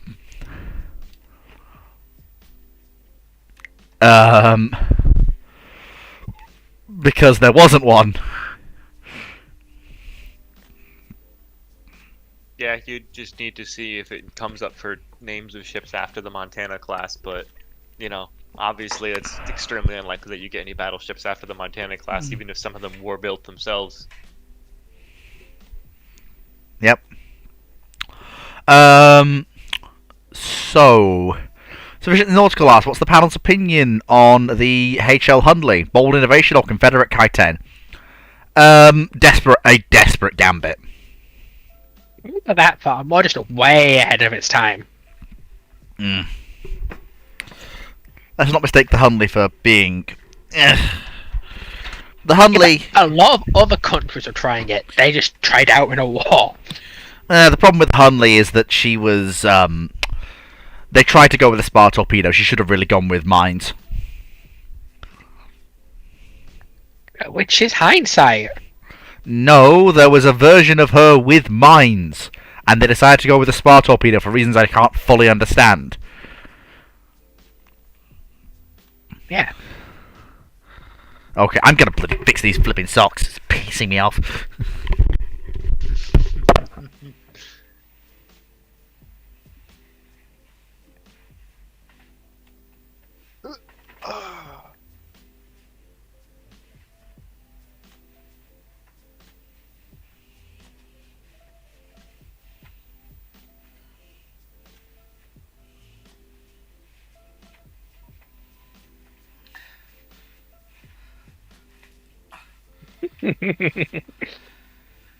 So next question, I guess, Fleet. Give me a second. Fighting socks. Nearly done fighting Are socks. you genuinely losing a fight with a sock? No, I'm everybody is a losing my plan mind until they to get a sock, punched in which the is face by different a from losing a sock. fight to a sock. Is Fleet losing a fight again? No. Yes. He's losing a fight with his own sock. No, that's not what's happening. Well, that's not a fight. That's a wipeout. Then, sorry, in a nice way. He never stood a chance. That's like a circumstance. Oh, bloody hell. I'm sorry to say, the sock outclasses him in every single way. Right then. So, what's the next question, Dragon? It's Knight's What's the next Azure Lane question. What's the I next believe. question? Yep. Well, Yes. because It's since I the got one here for- late. Queen We got them. Foxo.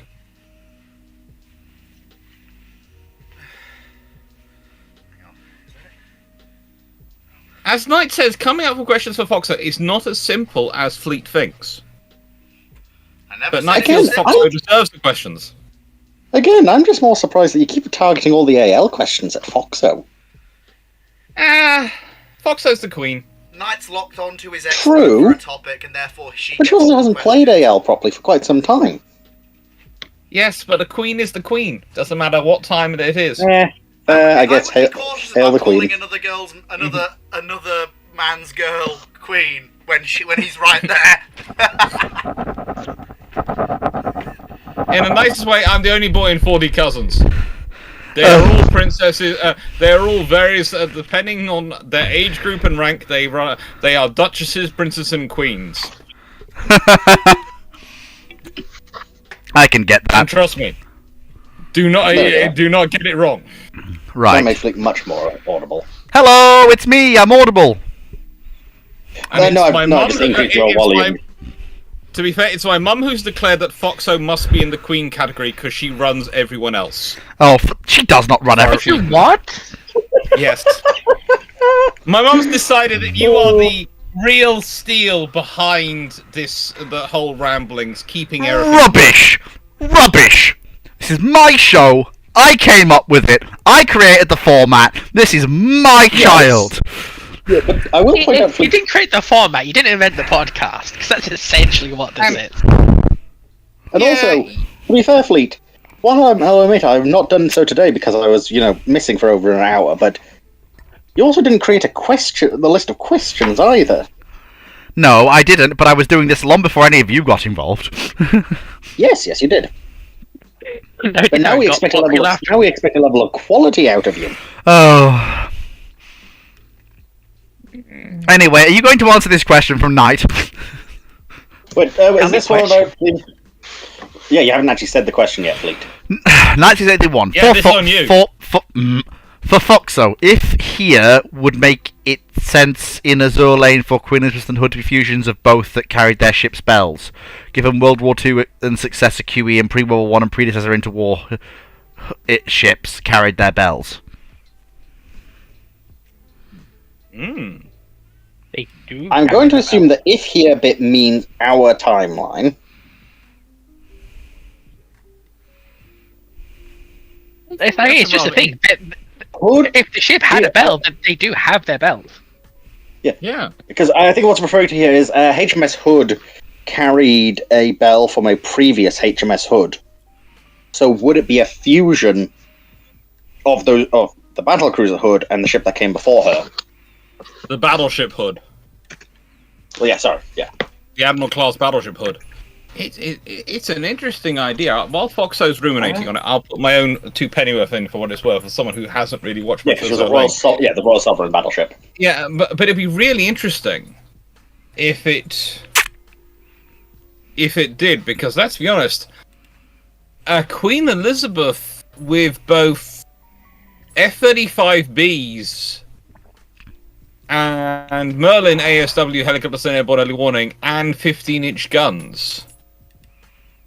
Now, admittedly, I'm not much a big fan of the battle carrier. I don't think it works in pretty much many scenarios. But as a lane is the one scenario where that actually might work.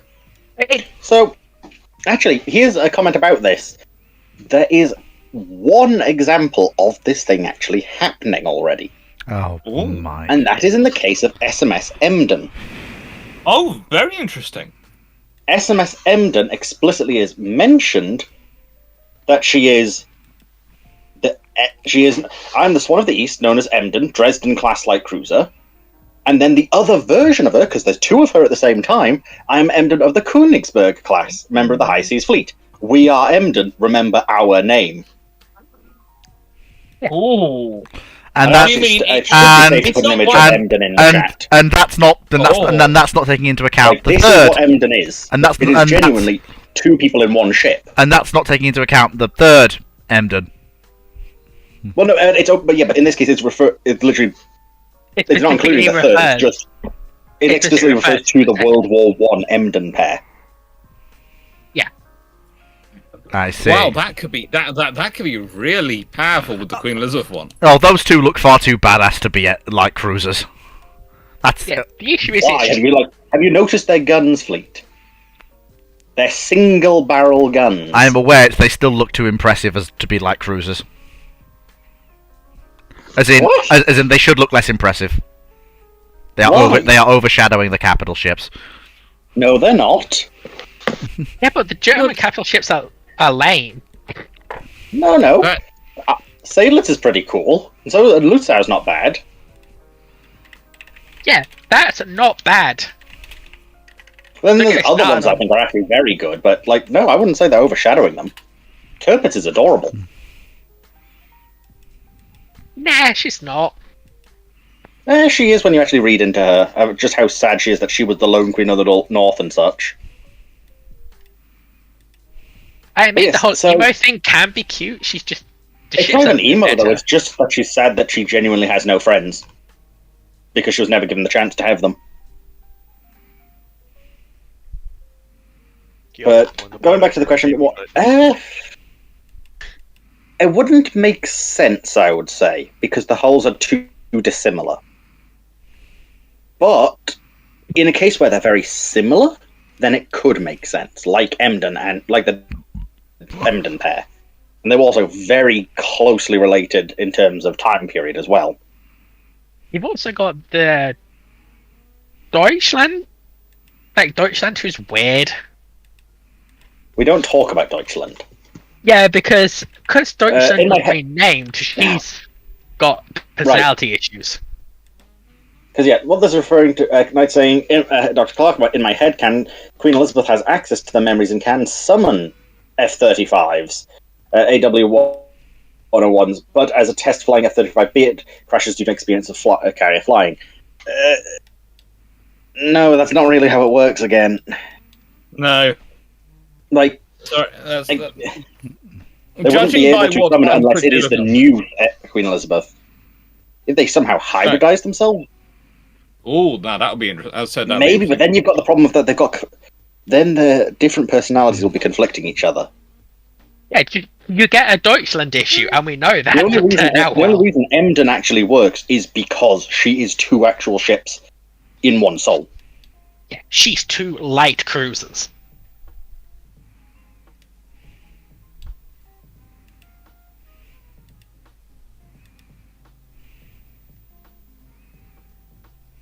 Mm-hmm.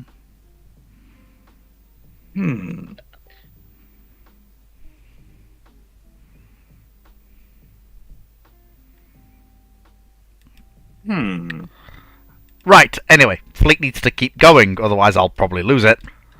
Whatever it is. Oh, me and Fox could gladly talk AL law for like 30 minutes if you need it. I know, and that's what We could give you concerns... a full rundown. That's what concerns me. We might need about 2 hours if we want to give you a proper rundown. I don't Then we could want get a Moe proper... back. Rundown, we don't need HUD. I don't want a proper If we rundown. want to do it properly, then what we do is we grab Moe, bring him up, and then we discuss KC as well. I don't want a Oh. proper rundown. Oh my. Where are we? Sorry. On the Azure Lane thing, I've just found Ark Royal. Yes. Ark Royal is awesome apart from one minor personality flaw. I That don't know she's if Ark you call Royal? it minor, given that Know I that know she that's is a personality very- flaw. Overprotective of destroyers. She Yeah, wants she to always keep them as was. part of her collection. Yes. There was a reason she got on well with tribal class destroyers. Yeah. They were overprotective of her, she was overprotective of them. Well, to a degree, at times they take this a bit too far. Then you've also got Meta Ark Royal, which I also think's really cool as well, because she's literally from a universe where everything ended up dying and she's the last survivor. But her personality is also pretty cool.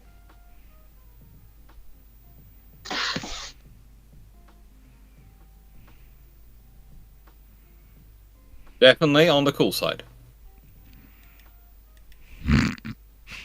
But yeah.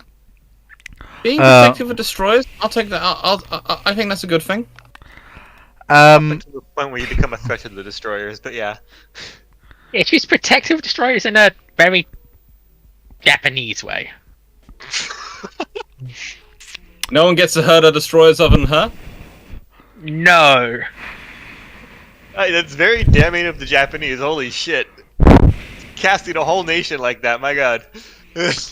Lazy Authorsan asks, Zeros over the med. Dr. Clark, when in that video you mentioned battleship designs going as far as the 1950s or 60s. So what battleship designs could we end up seeing in that scenario? Would there be some sort of 20-inch gun development, Super Yamato as a Montana successor? Would the Soviets continue their battleship and battlecruiser programs? You're basically looking at a drawdown. You're basically looking at the battleship solidifying as a ship of around 40 to 60,000 tons, armed with 9 guns of about 16 to 18-inch caliber. You may also see certain other navies draw down towards battle cruisers of about 30 to 40,000 tons, with smaller guns, but focusing on piling on the horsepower. Wait. Why are your battle cruisers lighter than your battleships? Because we're talking about battle cruisers of the... They're usually heavier. Yes, Dr. Clark, but in this particular case... Because they're bigger and they have bigger engines to do so. Yeah. Yes, And but bearing... In the nicest way, let's consider the powers who actually will be building them. So let's consider, I don't know, HMS Vanguard, which is, I know, a fully armed battle cruiser, but I do explain that in today's video on my channel. And let's see, what does she displace? That's 45,200 tons in standard. Yes. And if we consider that compared to the King George V class, which are her contemporaries for the Royal Navy, let's see again, they were roughly 37 to 40,000 tons in standard. That... Do you want me to carry on? No, because you completely I missed noticed the the myth point. of battle cruisers because they're going to be faster have to be smaller and lighter, but then rarely are battle cruisers actually smaller and lighter than battleships. They're usually bigger. Kind of like armored cruisers for a long period were usually the bigger ships than battleships. They just displaced less because the battleships had more armor, but the cruisers had to be bigger because they did the cruising role. Yes, but in this period the fast battleship exists. There is no need to build a large battle cruiser. If you're building a battle cruiser, you're building... In which case, you won't be building battle cruisers at all.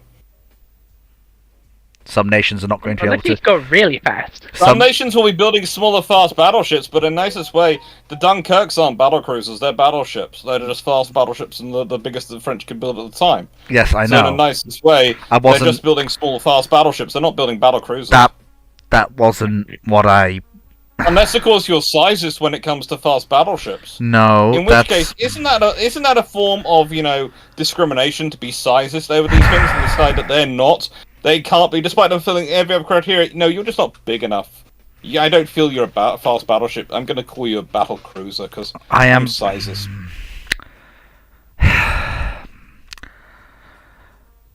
I was more referring to Stalingrads and other ships like them, which are most definitely battle cruisers. Yes, but the Large Stalingrads are also. Stalingrads are pretty much more large cruisers. They're more Alaskas. I know the Russians do call them battle cruisers, but let's be honest, they fit closer to the Alaska/Deutschland level of actually large cruisers and where the cruisers They are probably ended up significant. They're significantly bigger than the Deutschlands and the Alaskas.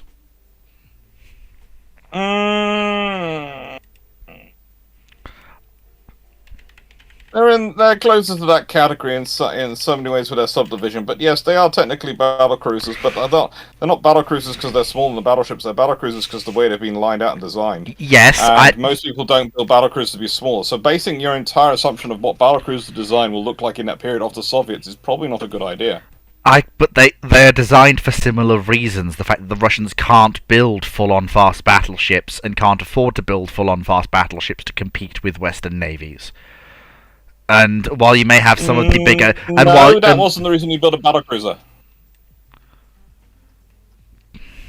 That's the reason the Soviets are building a battlecruiser, but not the reason other people build battlecruisers. The problem is, if you're talking about a post-war world where the British Empire will still be on its way out and debt-riddled, yes, in the zeros in the Mediterranean, where you've basically got the. Well, to be fair, I'm not that familiar with the zeros in the Med, so I don't know the post-war environment. I'm just in the zeros in the Mediterranean. In the nicest way, the Japanese joined the British. Yeah, the war against Germany. Yes, I know that. The thing is, I need to know in the nicest way. So you don't have a war in a Pacific-style scenario, but you do have the Americans joined the Anglo-Japanese alliance in beating up the Spanish, in beating up the Germans and the Italians. When does the war end? What's the post-war environment? That's what matters in this particular case. Well, the Mediterranean conflict ends rather more quickly because Taranto, instead of it being a scenario where the Royal Navy's going into sync with Ark Royal, with Illustris, Illustris is joined by a couple of very nice Japanese carriers who do a dawn strike after the British have done a night strike. Mm-hmm. Doesn't surprise me. On Taranto. So the Italian Navy, the Regia Marina, sort of ceases to exist as a as a capital ship force in that period. And yes, the Mediterranean turns into a very quick fight, and North Africa turns into an even quicker fight with no logistics. At which point, and the Americans decide that, frankly, they can't afford to let there become a new Anglo-Japanese how to put this, block. Money? They have to join this. They have to join this alliance. So they find a reason to join. I'm sure by probably provoking Hitler in some regards, and which is not exactly too difficult considering how many loaves short of a basket he is. And then basically you have that combined force descending on Europe, and the war ends in. Probably, I think I've put it down as ending roughly, most likely by 1943 at the latest. Because if you take out the Italian fleet in 1940, then that's going to cut North Africa and the Mediterranean conflict down very, very quickly. Yeah. Yes. At which point, yeah. Yes. So, what's the end state? What does the world look like once all the treaties are signed, Germany's in the dust, and where the Russians are wherever they are? When does the war end, basically? 1943. 1943. So, you've had carrier engagements, but you've not had the mass. Ships are not as war worn. The British aren't quite You've not had carrier battles. True. You've had the carrier demonstrate its capability to absolutely body things, so that's still been demonstrated. Yes. You are, but they've mostly been in harbour.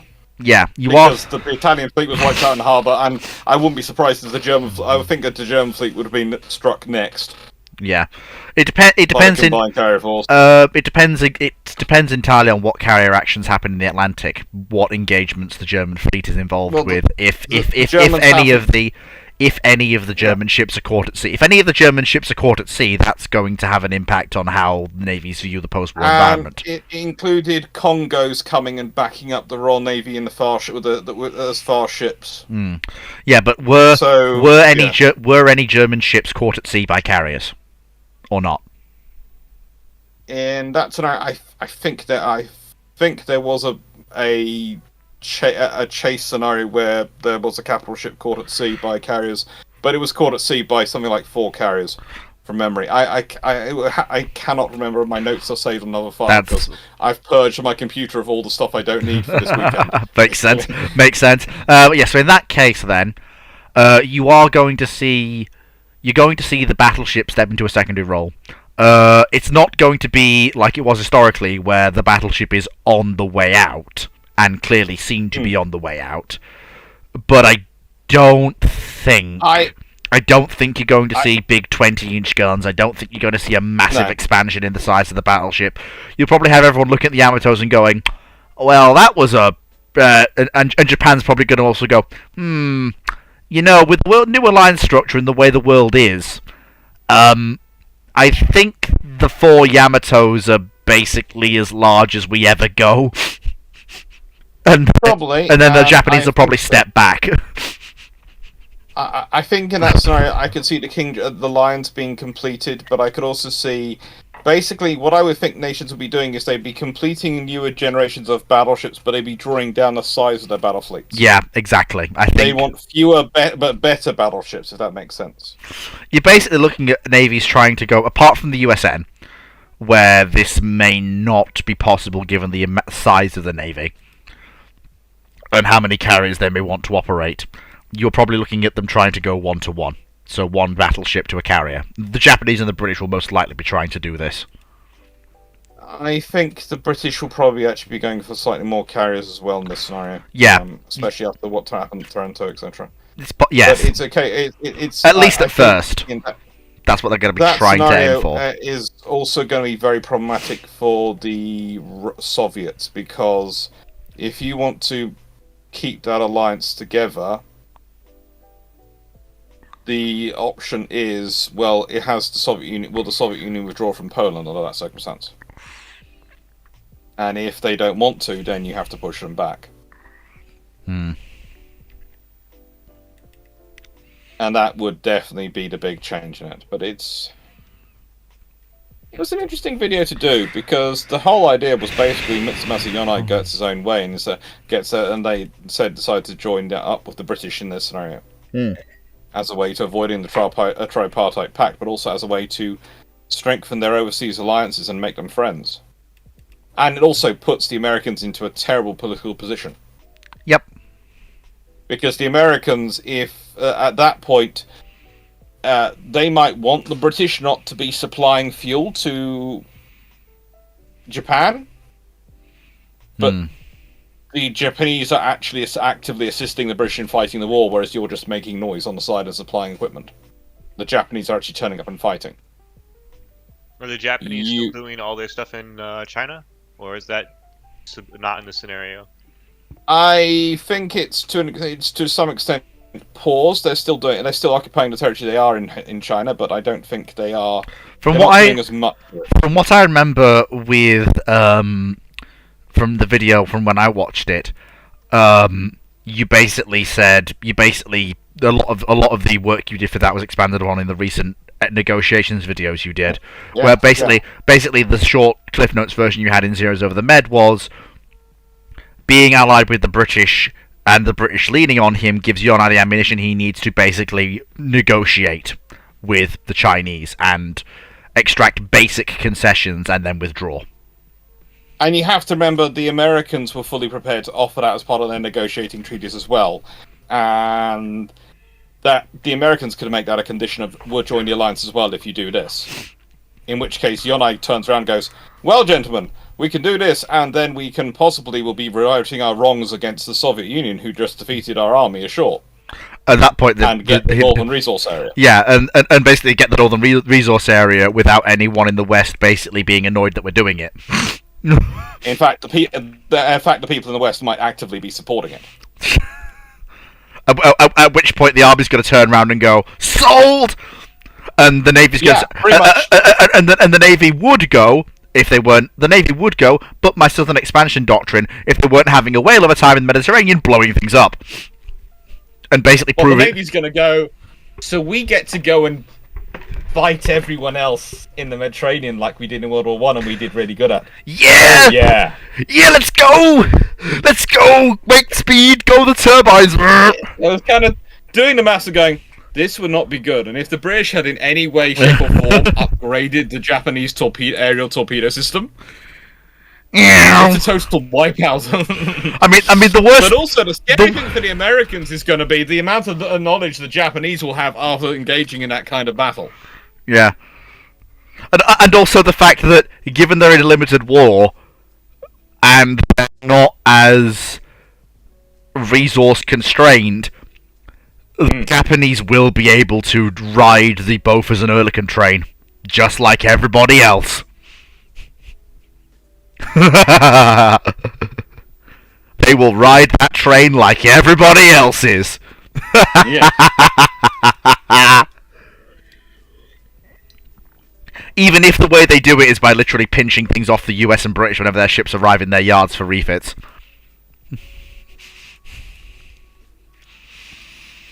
Why would they need Japanese yards, though?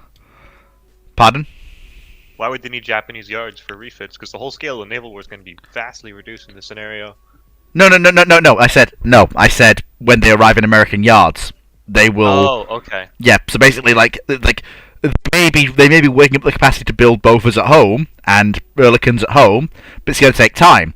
It's far quicker if during the course of operations a Japanese ship gets damaged, it pulls into a British or American yard and says, "Hey, we'll pay you for the guns. Just put the Oerlikons and Bofors on my ship."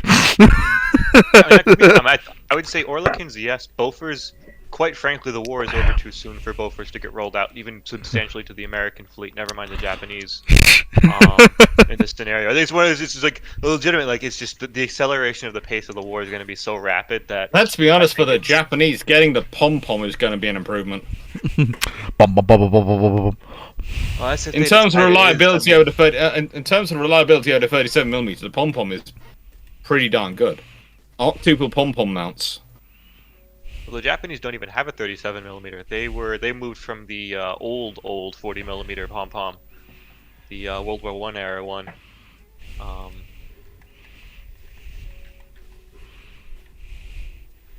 Yeah. Well, wow, that question went on for much longer than I thought it would. Yeah. I still love the way people have trouble I think the vast majority of people. Sorry, there are comments coming in on my channel. The one I'm noticing coming in quite a lot is people.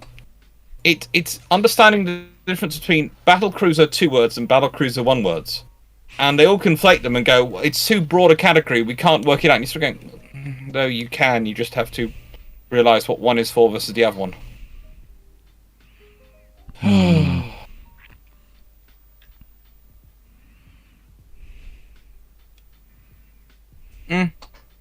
Although Scuttlebutt 7 is doing well on the viewership.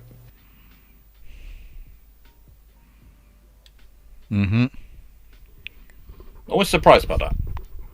Have you detected a rhyme or reason with your videos yet as to why some do popular and others don't?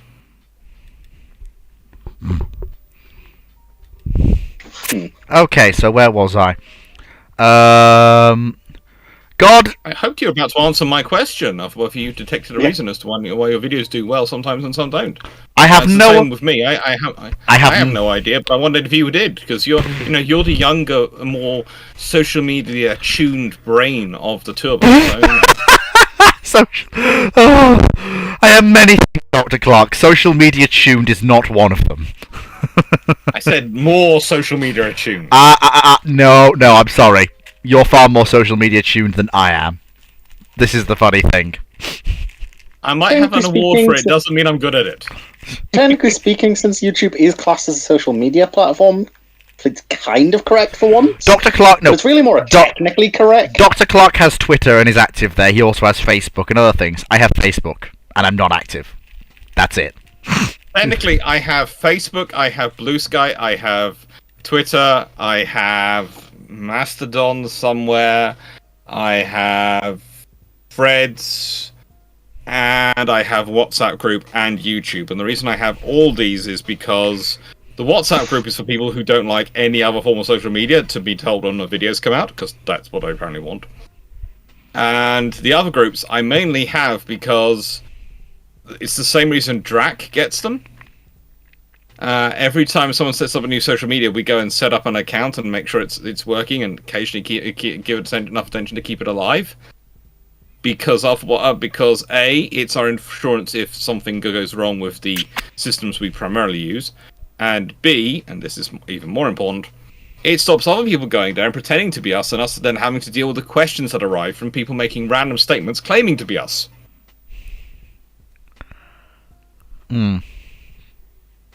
Although most of our problem tends to be people confusing him and me. Oh dear. Including US museums who visits and then put up videos saying we've had the wonderful Dr. Clark to come visit, and I'm going, No. don't think I've been to that museum recently.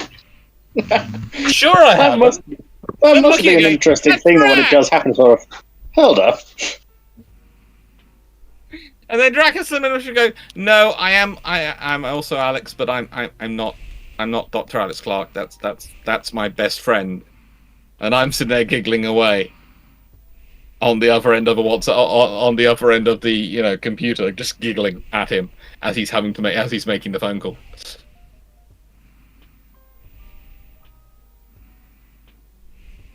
It's fun. It's fun. Next question, Fleet. Yes. So it's a YouTube question. So we had the one about Azure Lane. Oh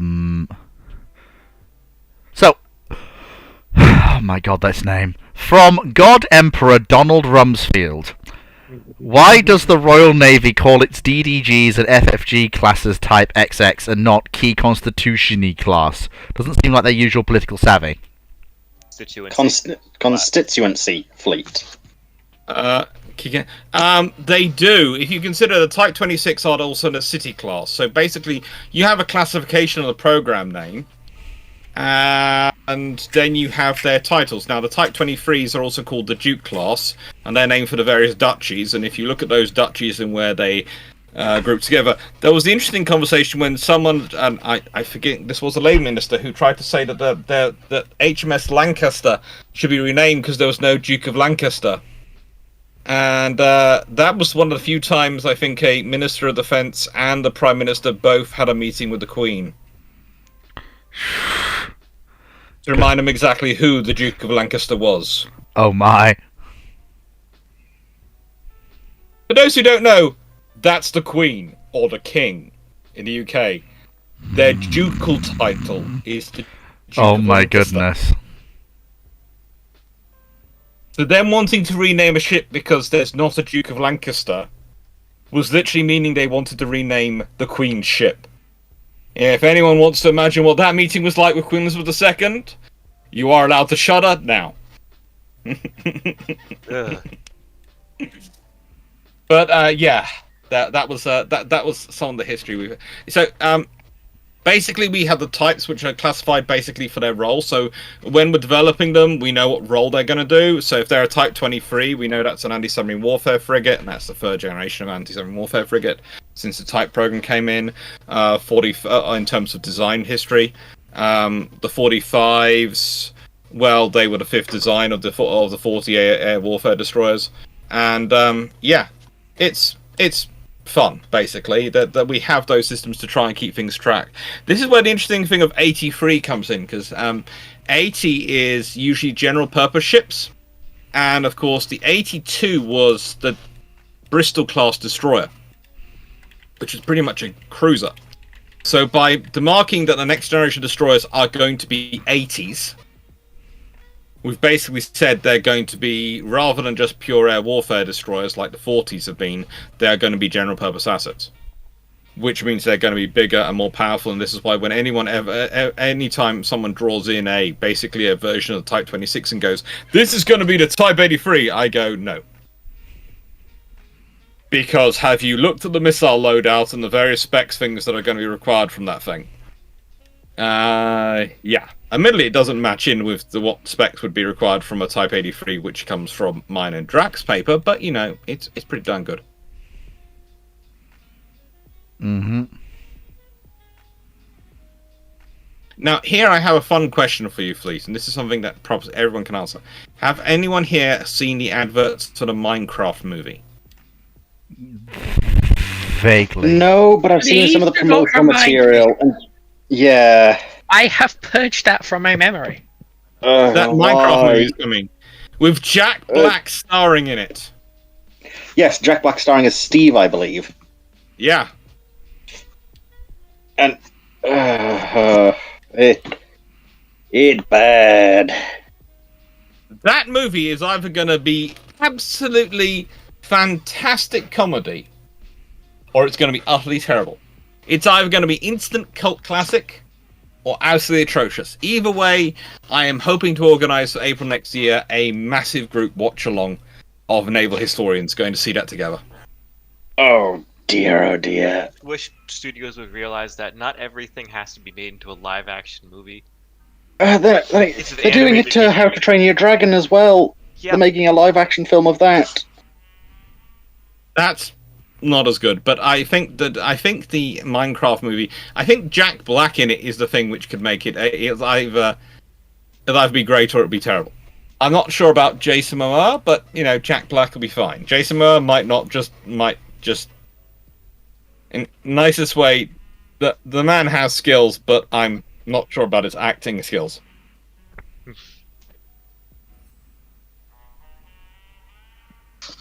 But I just don't understand why these have to Stonehenge exist. mission.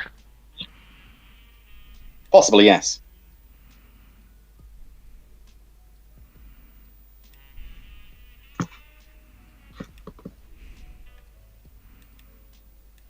Right. So that was a.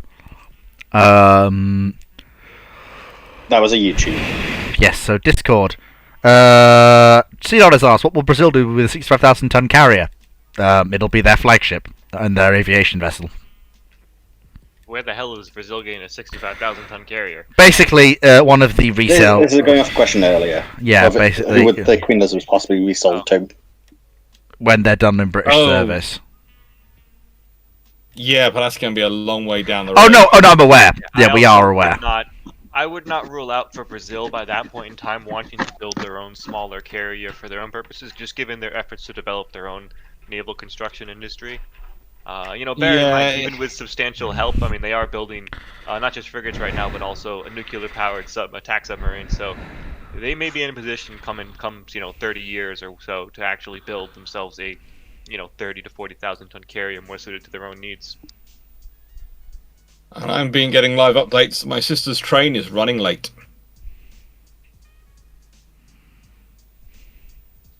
Well, yeah, Please but don't you know there's the wrong type of ice on the rails, Clark? Well, yeah, she was supposed to be getting in at 10:38. She's now being moved back 50 minutes. I don't know. The UK rail service is also something of a great disappointment at the moment. To be fair, she was coming from Paddington to Red Roof, so that's not 15 minutes added on to a 4.5-hour journey anyway is not really that bad. But considering the number of issues you have with people getting on and off at the various platforms, because I do remember the fact that at one platform when I was last doing that route, there was 3 different announcements going, please remember, these carriages will not open because of short platform. These carriages will not open because of short platform. And yet still, Brightsparks were trying to force their way out of the doors of the carriages which wouldn't open. Yep, seeing that on the East Coast main line. Usually once or twice a year I head down to Cambridge and the same thing happens there. Can you really blame the rail service for someone being that moronic on the train? No, And then for the train being late. It's not really their fault. Because there's a local train network in my area, the Tyne Weir Metro, covers quite a big area. And people were complaining that how dare that local service have to delay the trains because somebody started throwing shopping trolleys at the train at the platform and at the overhead wires.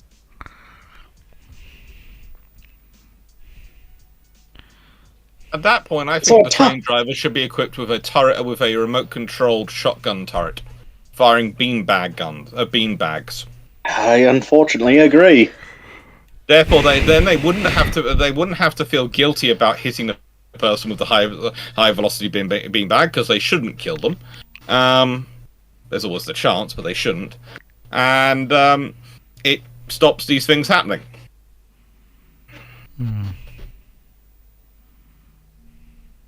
Unfortunately, though, having travelled on the Tyne and Weir quite a few times in my life, I can see those drivers turning into a competition of shooting at each other and basically be doing train versions of "You Sunk My Battleship." Yeah. You know, you'd have the window open, you'd be driving, your train would be passing another train, and you'd suddenly get a beanbag pop in the window at you. Because they were spraying each other. Would at least give some entertainment to the things to do on the train.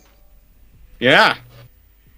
Personally, I tend just to go get the quiet carriages and just read a good book or two.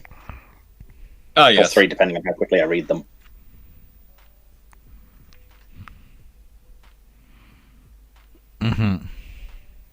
Next question, Fleet?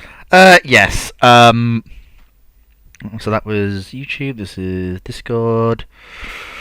Okay, this is good. So this will be for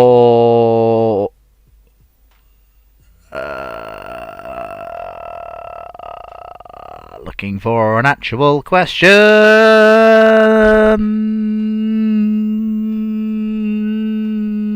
That's from Dragon. I'm going to skip that one because I have to be here for that one. 1971 asks for Foxo and Dr. Clark if you were in charge of Wasn't making. there just a whole debate earlier about how Fleet doesn't skip questions? Yes, but not. I'm sure he said it was a point of honor. I'm sure he said it was a point of honor. I said I don't want to make a habit of it, but in this particular case, I'll leave it and come back to it in a second because I need to go and use the thing. So I need something that can be answered without me being here, which is this next question. 1971 asks for Foxo and Dr. Clark if you were in charge of making Cansen and you know what has happened thanks to Age of Sail, Victory, and Implacable Unicorn. How does that knowledge of our timeline influence you? So if I'm in charge of making... Stand up and be counted. So move that. Stretch that. So, you're making Cansen of a sailing ship, right? Yeah? Ooh. They already exist. Yeah. Well, admittedly not these 2 ships, but... Or 3 ships, sorry, but, like... Sailing ship Cansen exist. Now, the question is, technically speaking, whether the class is a submarine or a frigate is a interesting question. Because, well, because you've got some are classed as destroyers, some are classed as battleships, and 2 of them are classed as submarines? In terms of how they work, but... Go Yeah, beyond that for a sec. that's more game mechanics. That's And not. sorry, 3 of them are there. That's more because Golden Hind wouldn't really be able to stand in a line of battle in this time period.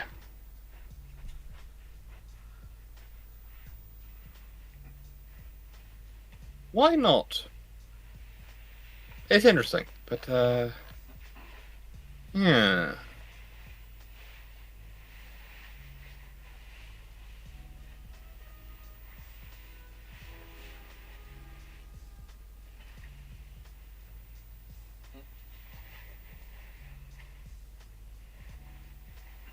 How pleased are you that the Azure Lane Commander is a naval historian? Why would they be anything else? Let's be honest, naval historians are the best for commanding and strategy things. Nicest way. This is the whole point of my boring but competent party.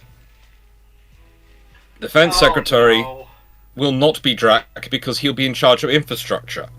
I will dragoon poor again. I am going to coup you. Minister of Media. No, actually, I've got a better job for you now, Fleet. It's a better job for you now, Fleet. Gonna give you the NHS You what? because I'm gonna make Dan Chancellor.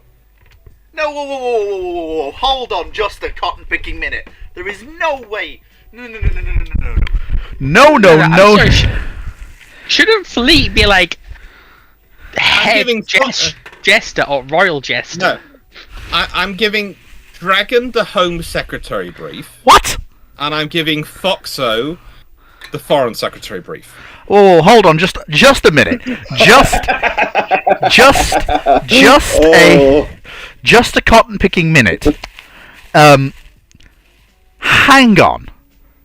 Why am The I? world stage is not ready for snark of this magnitude. Why am I?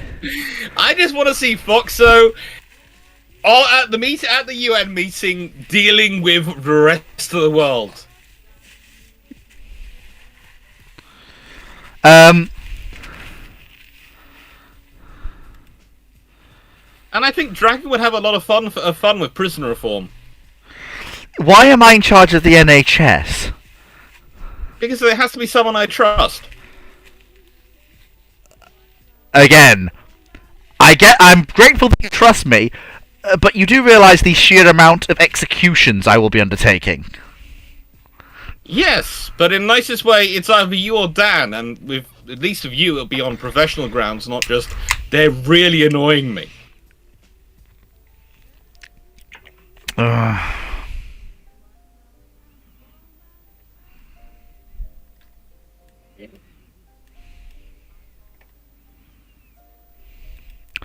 Okay, so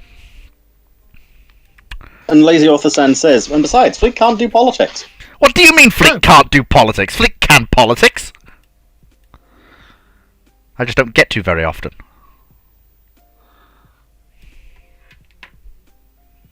Fleet can into politics very well, thank you very much. I just don't get to very often. Uh-huh. Lion's suggesting I give you agriculture fleet. Give that to Jeremiah Clarkson. Oh no, Clarkson! I've got another special job I will give him. Head of the BBC? Yes. Well, gents, I gotta drop, so I will see you guys around. Farewell. Take care, Phoenix. The rest of the evening.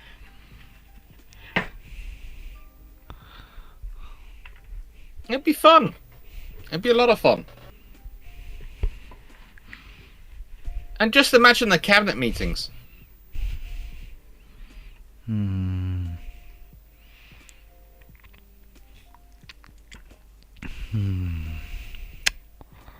The really interesting thing is my plans of how to fix internet access in the UK, which includes pretty much paying for the investment infrastructure necessary to make it all work in the UK. And where are we getting the money for this?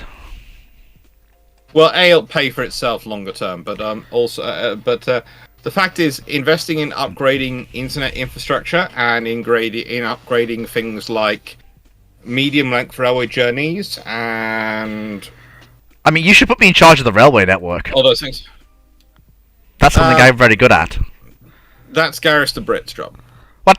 How does he... Okay, then make me Chancellor of the Exchequer. I'll balance the budget and pay down the debt in 10 years. You might have to wait for me to do that before you can do anything. Dan's got that. Fleet, I remember your economic policies in various strategy games. No. No, we're putting Dr. Dan in charge of the budget. Let's move on. Look, there may have to be... Three. I should do the economy. Look, there may have to be some tax rises for everybody until the budget is paid off.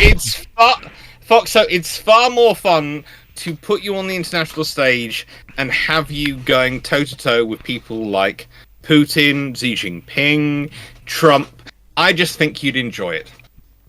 Well, the thing is, she'd execute Trump and body Putin. No one. Oh, Are you suggesting my foreign secretary pick would be anything but diplomatic on Yes. the world stage? Yes, that's exactly what I'm suggesting. We know that a lot of the dictators are really conspiracy brained. So you just play to the conspiracy theories and drive them mad. Yes, the CIA is trying to overthrow you.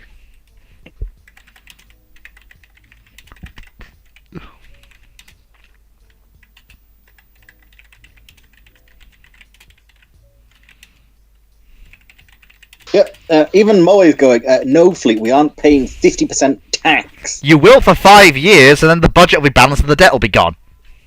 No, it won't. And also, what are No, people it meant to do won't. in The the economy meantime? will collapse. Yeah. You don't. Like, who, well, at this point, taxes on the consumption economy. yeah, at this point, like, who's spending money on things? Are you bringing down all the prices to match this new cost? If so, how are you doing this? Have you not No, played Victoria Fleet? I have. If If you're you a invest in- consumption economy, you have to have low taxes. If you invest in infrastructure and education, and to an extent, I'll be also investing in probably defense, because let's be honest, with Drac in charge of infrastructure spending, I've got to have a decent defense secretary, I suppose. What? Look, please pick me for defense secretary. I'm sure I could do a good job. Flea, your strategy in most games is spam mediators when it comes to Empire at War. No. Tony, I'm not even going to look. Right. I didn't want to bring this up, but we've looked at your Hoy fleets lately. And honestly, trying to call them that you're RPing is too much of a disservice to RPers. Now listen here. You don't understand. You as Defense Secretary would be... I say, whoa, lazy author son, you want to run that by me again? No, you can't design ships, Fleet. I mean, I can't design it. I bloody well can. Looks at Hoy. Hoy 4 is not a good judge. I'm sorry, looks at your UAD. No, you can't. You haven't even looked at my UAD. I haven't played UAD in ages. I'm only on the channel a while ago. My Rule the Waves game are proof that I can design ships. They've done very well for themselves. Didn't we have a whole rambling? So it was. Yeah, there was a whole section of rambles about how terrible your ships were. No, we didn't. And look, you all sell me short, but I can promise you, no idea what I'm dealing with, what I'm capable of. Either way, the thing is, what time is it? It's 8:30, and we have been going for how long? Oh, sweet mercy, an hour and a half. Losing a world war against two nations as Russia. Yes, it was Germany and Japan. And I had no allies. What did you think was going to happen? But you also didn't predict the threat that was coming. I did. Problem is, Rule the Waves politics is unpredictable at the best of times. Welcome to actual politics, Fleet. Yeah, I build my navy to be the most powerful force it can be, not to fight any one particular nation at a time. Because you don't build your navy to fight a particular nation. You build your navy to be able to deal with the maximum amount of threat scenarios it possibly can. That's not necessarily true, actually. If you're trying to build Yes, you do want some form of interoperability to be able to do other things. You will be aiming. There will be one person who's normally your primary threat. Yes, that is true, but if you let that primary threat become anything other than the largest of numerous fairly equal problems, then you are doing naval procurement and procurement generally wrong. Well, you're the one who said it, not us. You need to have all of your threats in mind when you're doing procurement. You can't just laser focus on... Like, we've seen the problems. Like, Dr. Clark, you've said it before. End of history. Procurement turned away from the idea that we were ever going to have great power competition again. When they should have gone, okay, we can pivot a little bit to dealing with terror threat and counterforce, but we should at least still maintain the possibility there will be great power competition and conventional conflict.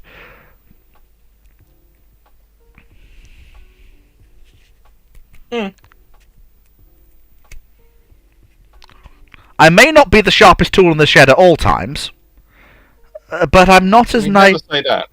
But but you do have a possibility. Do you have a habit, especially in gaming, to get a bit focused? To be fair, on delivering, you get focused in on your policies, and you forget that whilst your policies need to change to the changing situation sometimes, and your policies have worked really, really well, and you don't take track of, hang on, if the policy is still working for the current situation.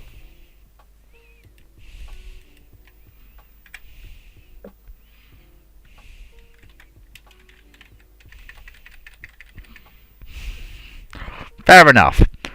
And also, to be fair, I don't think I've ever taken a game seriously in a very long time. That's not to say that... That's You not... really should when occasionally you boast about them. Fair point. I just... And you played them online on a regular basis for you to watch. That's true, but I suppose I don't like myself when I'm serious. I get far too competitive, I get far too... well... unlikable. I don't like that version of myself. He's not very nice.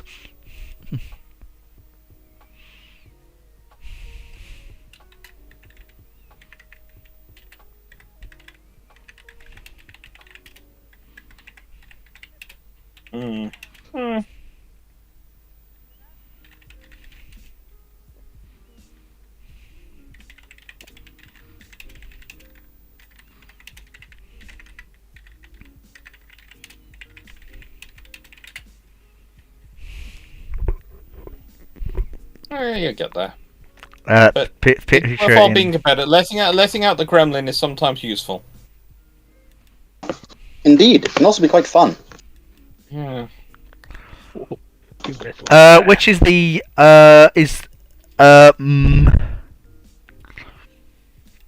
Mega Scrow, is that the one about the AI abomination? Is that the picture to which you're referring?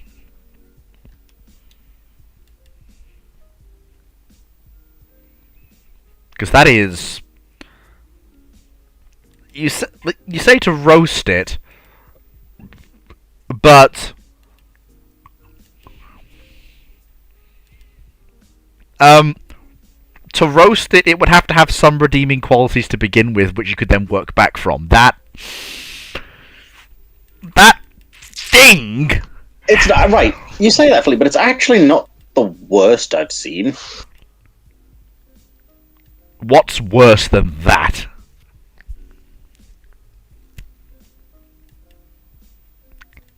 I can't think of anything worse than that. Right. The fact that it's got the engine so far forwards is a little bit strange. What are they driving? If you say the paddle wheels, I'm going... Potentially a propeller at the back. And why does it have paddle wheels? It just... Those aren't paddle wheels. Well, if they're not paddle wheels, they're just dead weight and it's not going to go anywhere. Well, not If fast. anything, they look more like wheels.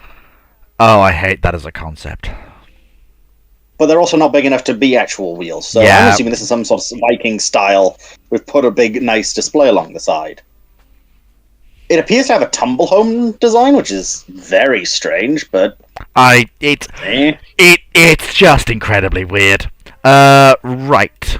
So basically, it almost looks like what someone has done is combine a pre-dreadnought and a, what's it called? The prompt was HMS Old Warrior sailing ship. The prompt was HMS Warrior Mark II, and that just... Ugh, good lord.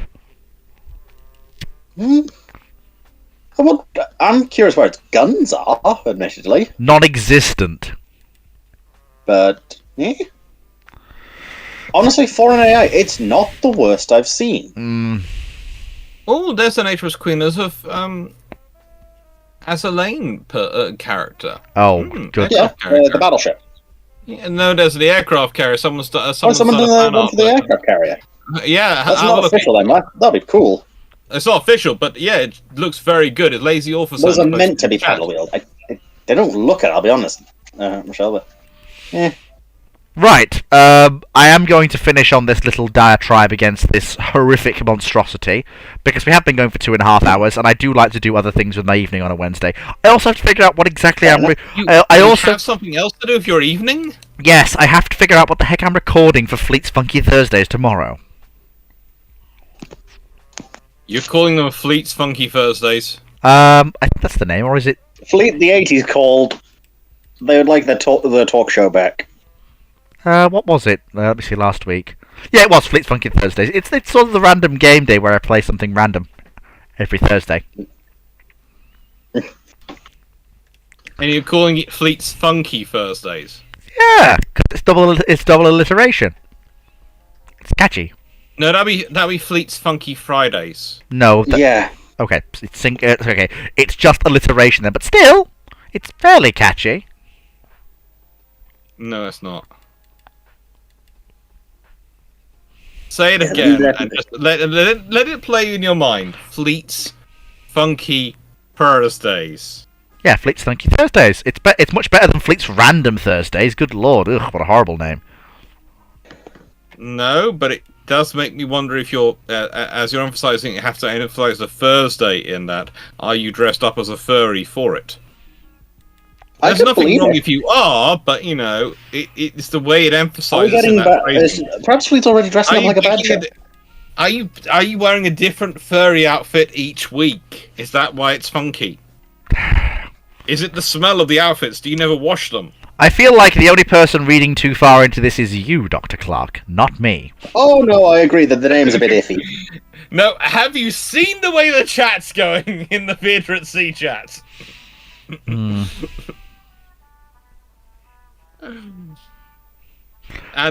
don't get me started on the YouTube chat. Well, the name's already locked in. It's not that bad. Yeah, it's okay. Well, names can always change. Well, what else? Well, I can't think of anything else to really If you're call happy it. with it, Fleet, I'll let you be happy with it. It's just a name. It's not that big of a deal.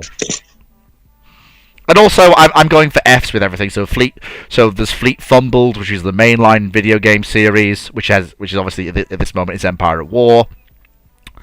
There's Fleet's Random Ramblings is alliteration on the R. There's Fleet Plays Rule the Waves, which is a Rule the Waves series of streams, which will be keeping going. But the two alliterated video series are, well, again, there's Fleet Sunday Streaming, which is, again, alliteration on the second word. And then the two F alliterations are Fleet Fumbles and Fleet's Funky Thursdays. You do seem to like the alliteration.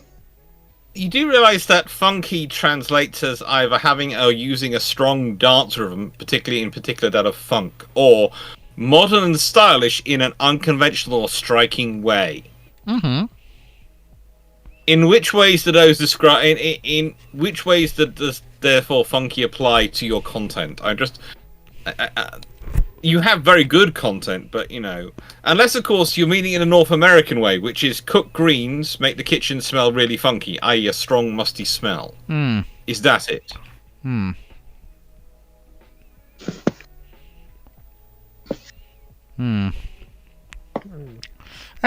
may be some other alliteration I can work on. No, but you have the style and the funk of a Victorian chimney sweep. So don't try and be hip and down with the kids, yo. Why on earth would I want to... Also, don't insult Victorian chimney sweeps. They did a very important job. Anyway, thank you everyone for coming to Fleet's catch-up ramblings, which turned into an extra ramblings. Yeah. There's nothing wrong with that. It's good. I find F14, it's disgusting. Mm. I need to figure out what I may end up recording the it may end up either being a recording or a stream, depending on whether or not I actually decide to record tonight. Tomorrow. Why is the flag flying?